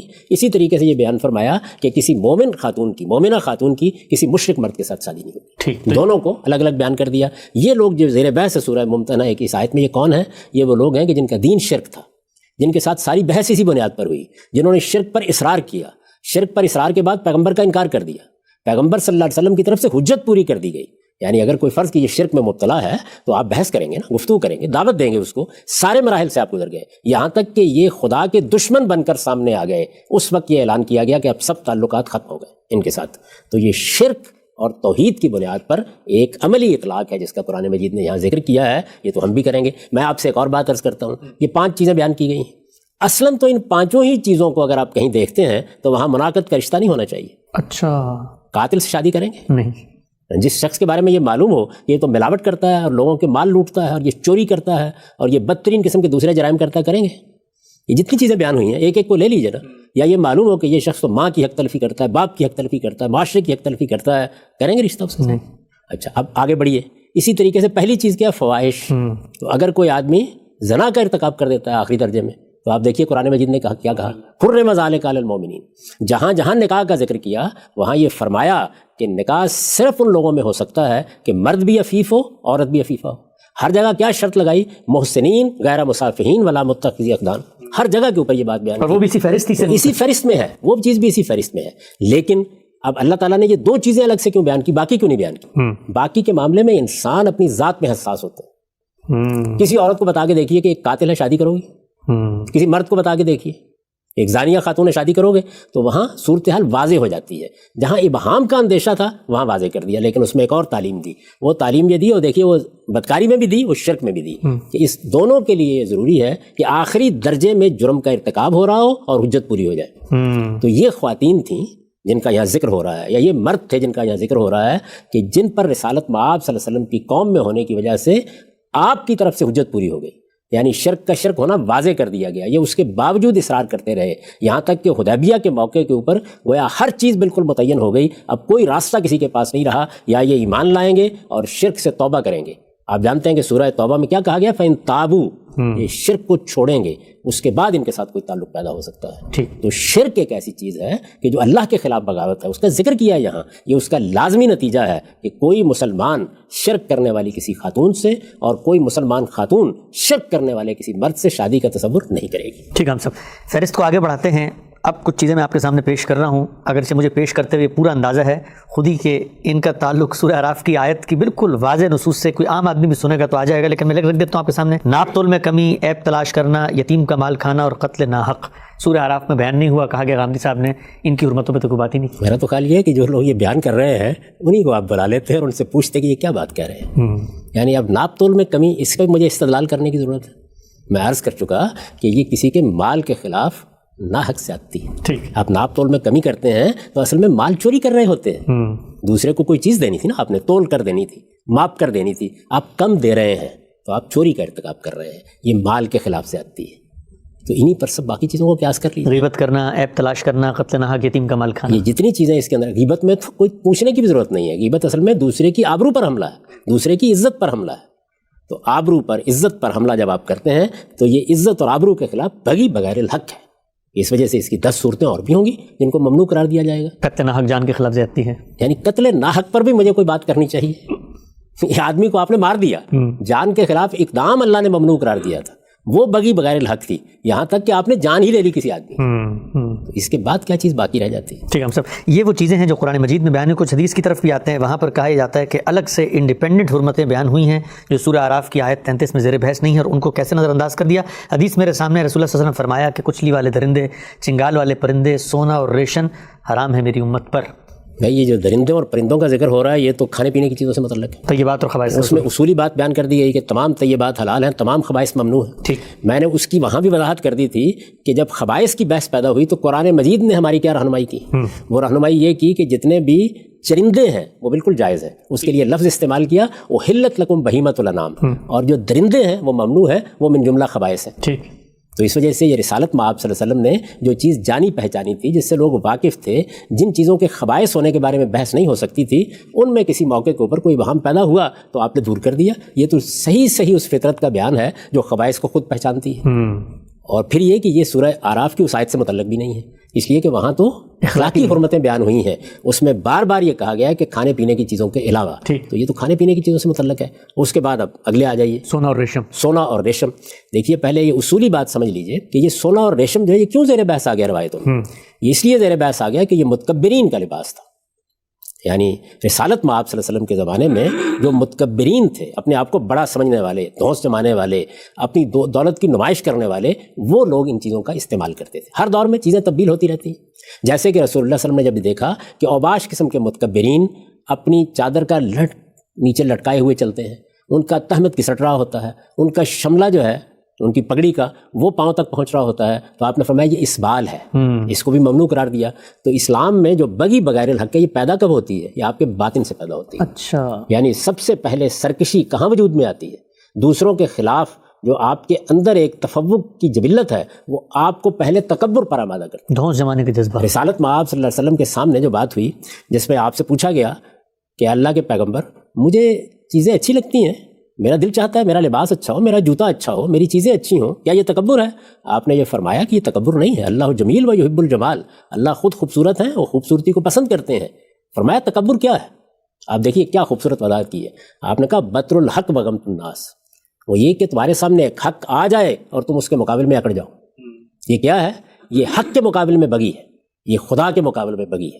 تکبر تو اصل میں بہت بڑا جرم ہے. اسی لیے تو قرآن مجید یہ کہتا ہے کہ سوئی کے ناکے سے اونٹ گزر سکتا ہے لیکن مستکبرین جنت میں نہیں جا سکتے. کیوں نہیں جا سکتے؟ یہ وہ بغی بغیر حق کا جرم ہے جو آپ کے اندر سے ایک لاوے کی طرح پھٹ جاتا ہے. ٹھیک. یعنی میرے اندر یہ چیز پیدا ہوتی ہے، یہ بغی جب پیدا ہو جاتی ہے کبھی دوسروں کے لیے مجھے تحقیر کرنے والا بنا دیتی ہے، کبھی میں دھونس جماتا ہوں، کبھی میں بڑے ہانکتا ہوں، کبھی میں شیخی خورا بن کے رہ جاتا ہوں. یہ ساری چیزیں جن کا ظہور میرے کردار اور میری سیرت میں ہوتا ہے. یہی چیز جس وقت ایک مجرمانہ ذہنیت پیدا کرتی ہے تو میں کسی کی جان پر حملہ آور ہوتا ہوں، کسی کے مال پر حملہ آور ہوتا ہوں، کسی کی آبرو پر حملہ آور ہوتا ہوں. اور یہ جو رسالت مآب صلی اللہ علیہ وسلم نے فرمایا کہ تم دوسروں کو حقیر جانتے ہو، غمت الناس، تو اصل میں جب میں کسی کو حقیر جانتا ہوں اور میرے اندر کا کبر اس کی ذات سے متعلق ہوتا ہے تو اس کی عزت نفس پر حملہ آور ہوتا ہوں. تو اس وجہ سے یہ بغی بغیر الحق کی نہایت بدترین صورتیں ہیں جن کا آپ نے ذکر کیا. ٹھیک ہے. ہم سب یہ روایت کے اندر جو زیر بحث چیزیں ہیں ان میں سے دو کا تعلق سونا ریشم براہ راست. تو میں عرض کر رہا تھا کہ اصل میں مستکبرین کا لباس تھا، تو اس لیے حضور نے اس سے روکا. تہمت نیچے لٹکانا مستکبرین کا طریقہ تھا، اس لیے رسالت مآب صلی اللہ علیہ وسلم نے اس کو روکا اور یہ بتایا کہ میں کیوں روک رہا ہوں. خود روایتوں کے اندر اس کی وضاحت ہو گئی. یہ فرمایا کہ یہ تم کبھی خیال نہ کرو کہ جو لباس شہرت ہوتے ہیں، یعنی دوسروں پر بڑائی جمانے کے، دھونس پیدا کرنے کے لباس، ان سے اجتناب کرو، ان طریقوں سے اجتناب کرو. اس طرح کی اور چیزیں بعض قرآن میں بھی زیر بحث آئی ہیں. یہ بتایا گیا نا کہ زمین پر جب تم چلتے ہو تو تمہاری چال بھی ایک متواضع انسان کی چال لا تمشی فی الارض مرحا. یہاں تک کہ یہ کہا کہ جب تم بات کرتے ہو تو تمہارا لب و لہجہ، تمہارا انداز بیان وہ ایک شریف النفس انسان کا ہونا چاہیے. گال پھلا کے بات نہ گال پھلا کے بات نہ کرو اور آواز پر کنٹرول رکھو. اس لیے کہ سب سے بری آواز کس کی ہوتی ہے؟ گدھے کی آواز ہوتی ہے. یہ سب کیوں بیان کیا؟ اس لیے کہ آپ کے اندر یہ جو برتری کی جبلت ہے یہ جب ظاہر ہوتی ہے تو یہ لباس میں ہوتی ہے، چال ڈھال میں ہوتی ہے، انداز گفتگو میں ہوتی ہے، دوسروں کے ساتھ معاملات میں ہوتی ہے، اور یہی چیز آگے بڑھ کر پھر ان جرائم کا آپ کو مرتکب بنا دیتی ہے جن کو ہم کہتے ہیں جان کے خلاف اقدام، مال کے خلاف اقدام، آبرو کے خلاف اقدام. ٹھیک ہے. ہم سر یہ بتائیے گا کہ یہ روایت کے اندر جو زیر بحث ایک اور روایت عام طور پر بیان کی جاتی ہے اور کہا جاتا ہے اس کے اندر ایک الگ سے انڈیپینڈنٹ حکم دے کے حرمت رسول اللہ صلی اللہ علیہ وسلم نے واضح کی، اور وہ یہ ہے کہ گدھا حرام ہے. گدھے کی حرمت کو آپ طیبات اور خبیث کی اس فہرست میں کیا خبائث کے تحت رکھتے ہیں اور پھر اس سے ریٹ کرتے ہیں؟ یہ گدھا روایتوں میں کیسے زیر بحث آیا؟ دیکھیے یہ تو خیبر کے موقع پر رسالت مآب صلی اللہ علیہ وسلم کی نسبت سے ایک روایت ہے جو بیان کی گئی ہے. اس پر میں نے تفصیل کے ساتھ اپنی کتاب میزان میں بھی گفتگو کی ہے اور یہ بتایا ہے کہ دیکھیے جو چیزیں بھی اس دنیا کے اندر اللہ تعالیٰ نے جانوروں کی صورت میں پیدا کی ہیں جن کا گوشت ہم کھاتے ہیں یا گوشت کھانا ان کا ہمارے لیے مباح کیا گیا ہے، ان میں بہت سے جانور ایسے ہیں جو درندے ہیں. ٹھیک. درندوں کے بارے میں تو ممانعت کر دی گئی، ان کے قریب بھی نہیں جاؤ گے. اس کے بعد بعض جانور ایسے ہیں کہ جو اصلاً کھانے پینے کے لیے پیدا نہیں کیے گئے، جیسے سواری کے کام آتے ہیں. گدھا بھی انہیں میں سے سامان ڈھونے کے کام آتا ہے. ان کو بھی عام طور پر کھانے پینے کے لیے پسند نہیں کیا جاتا. دنیا بھر میں لوگ نہیں کھاتے عام طور پر، دنیا بھر میں نہیں کھاتے اور پسند بھی نہیں کیا جاتا. تو اس وجہ سے یہ خبائث کی بھی ایک ایسی قسم ہے کہ جس کے بارے میں تردد ہو سکتا ہے. اصول وہی ہوگا کہ تمام طیبات جائز ہیں اور تمام خبائث ممنوع ہیں، لیکن تمام روایتوں کا استقصاء کرنے سے معلوم ہوتا ہے کہ یہاں بات وہ تھی نہیں. اچھا، خود بخاری میں وہ روایتیں آ گئی ہیں جن سے بالکل واضح ہو جاتا ہے کہ اصل میں ہوا کیا ہوا. یہ کہ خیبر کے موقع پر مال غنیمت کی تقسیم سے پہلے لوگوں نے جو گدھے پکڑے گئے تھے مال غنیمت میں، ان کو ہانڈیاں چڑھا کے پکانا شروع کر دی. ٹھیک. تو رسالت میں آپ صلی اللہ علیہ وسلم نے اس سے روکا. تاہم کوئی آدمی دوسرے ہی پہلو پر جانا چاہتا ہو تو ہوا کیا، یہ تو کھانے پینے کی چیزوں سے متعلق ہے. ان کے بارے میں عرض کر دیا گیا اصول میں کہ سب خبائث ممنوع ہیں، اور خبائث کے معاملے میں تھوڑا بہت اختلاف بھی ہو سکتا ہے. اس میں اگر رسالت مآب صلی اللہ علیہ وسلم کسی چیز کو واضح کر دیں گے تو سر آنکھوں کے اوپر. تو آپ صلی اللہ علیہ وسلم نے جو روکا تو اس پہ صحابہ کا کیا تاثر تھا کہ کس وجہ سے روکا گیا ہے؟ یہ میں نے عرض کیا نا کہ یہ بحث موجود ہے، یعنی اس میں کوئی شک نہیں کہ بعض ہمارے علماء نے اس کو اسی پہلو سے لیا ہے کہ یہ من جملہ خبائث ہے. حضور نے فرما دیا کہ یہ تو نجاست ہے، اس کا گوشت کھانا اچھا نہیں ہے. یہ ایک پہلو ہے، لیکن خود یہ بحث موجود ہے کہ یہ مسئلہ ہی نہیں تھا. در حقیقت کیا مسئلہ تھا؟ نبی صلی اللہ علیہ وسلم نے مال غنیمت کی تقسیم سے پہلے جو لوگوں نے گدھے پکڑ لیے مال غنیمت کے اور ان کو ذبح کر کے ان کی ہانڈیاں چڑھا دی، اس کے اوپر نکلی. اچھا، یعنی پہلے مال غنیمت کو پراپرلی تقسیم ہونا چاہیے تھا. قاعدہ یہی ہے نا. یہ تو نہیں ہو سکتا کہ آپ جہاں تہاں سے چیزوں کو پکڑ لیں. تو یہ ساری بحث موجود ہے، لیکن میں یہ کہتا ہوں کہ ہمارے موضوع سے متعلق بحث ہی نہیں ہے. کھانے پینے کی چیزوں کے علاوہ بحث یہ ہے کہ میں نے یہ جسارت کی تھی، یہ کہا تھا کہ اللہ تعالیٰ نے 5 ہی چیزیں حرام کی ہیں، اس میں کھانے پینے کی چیزوں کے علاوہ بار بار عرض کیا ہے. ٹھیک، یہ تو ہے ہی کھانے پینے کی چیزوں سے متعلق. ٹھیک، ہم سب یعنی گدھے کی کوئی اخلاقی حرمت بیان ہوئی. ٹھیک، ہم سب آگے بڑھتے ہیں آخر کی طرف. چند چیزیں ایسی ہیں جو ہمارے ہاں قرآن مجید میں شریعت کے مباحث میں حرمت کی بحث میں زیر بحث آتی ہیں، ان کے بارے میں بتائیے گا کہ یہ جو سورہ اعراف کی اصولی بحث ہے کیا ان کا ان سے کوئی تعلق ہے؟ مثال کے طور پر سورہ توبہ میں یہ بیان کیا گیا کہ 4 مہینے رجب، شوال، ذی القعدہ، ذی الحج یہ حرام ہیں.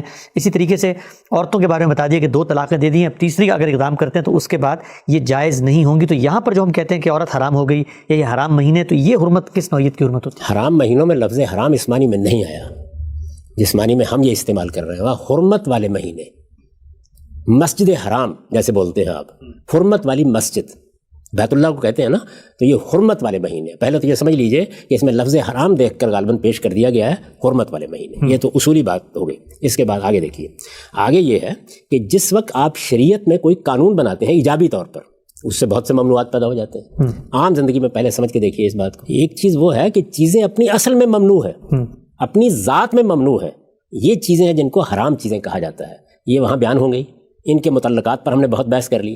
ایک یہ چیز ہے کہ ایک قانون بنایا گیا، دنیا میں خدا کی زمین ہے، دائیں چلیں بائیں چلیں، جہاں سے چاہیں اپنی گاڑی موڑ لیں، جہاں سے چاہیں اپنا گدھا موڑ لیں. اس میں کوئی چیز ممنوع تو نہیں ہے، حرام تو نہیں ہے. آپ نے ٹریفک کے قوانین بنا دیے، ٹریفک کے قانون بنا دیے، تو اب آپ کہتے ہیں کہ فلاں جگہ پر دائیں ہاتھ ٹریفک چلے گی، فلاں جگہ پر بائیں ہاتھ چلے گی.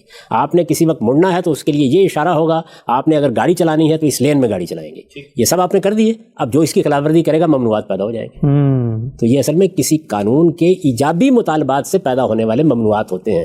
ان کو کون آدمی حرام کی فہرست میں رکھے گا؟ ٹھیک، پہلے وہ قانون بیان کیا جائے گا، پھر اس کی خلاف ورزی سے 10 چیزیں پیدا ہو جائیں گی. یہ تو ایسے ہی ہے کہ جیسے آپ نماز کے بارے میں ہی بات کرنا شروع کر دیں کہ اگر تم نے نماز کے دوران میں کوئی ادھر منہ موڑ لیا، کوئی بات کر دی تو یہ حرام ہے. تو یہ اصل میں نماز کے آداب پہلے قائم ہوں گے، پھر ان کی خلاف ورزی میں ممانعتیں پیدا ہوں گی. جو شریعت نماز کے لیے قانون مقرر کر دیا گیا اس سے دنیا کے قانون میں بھی ایسے ہی ہوتا ہے. یعنی دیکھیے نا، ایک وہ چیزیں ہیں جن سے مجھے اور آپ کو ہر حال میں رکنا ہے. یعنی دنیا کے قانون کے مطابق بھی چوری ممنوع ہے، ملاوٹ ممنوع ہے. یہ چیزیں تو ہر حال میں حرام ہیں، لیکن کچھ حرمتیں پیدا ہوتی ہیں وہ قانون کے بعد پیدا ہوتی ہیں. مثلا امیگریشن کے قوانین بنا دیے جاتے ہیں، اب ان کی خلاف ورزی کریں گے تو ممانعت ہوگی نا. تو یہ جو باتیں آپ بیان کر رہے ہیں یہ دین کے ایجابی احکام سے پیدا ہونے والے ممنوعات ہیں. ان کا حرمتوں کی فہرست سے کوئی تعلق ہی نہیں ہے.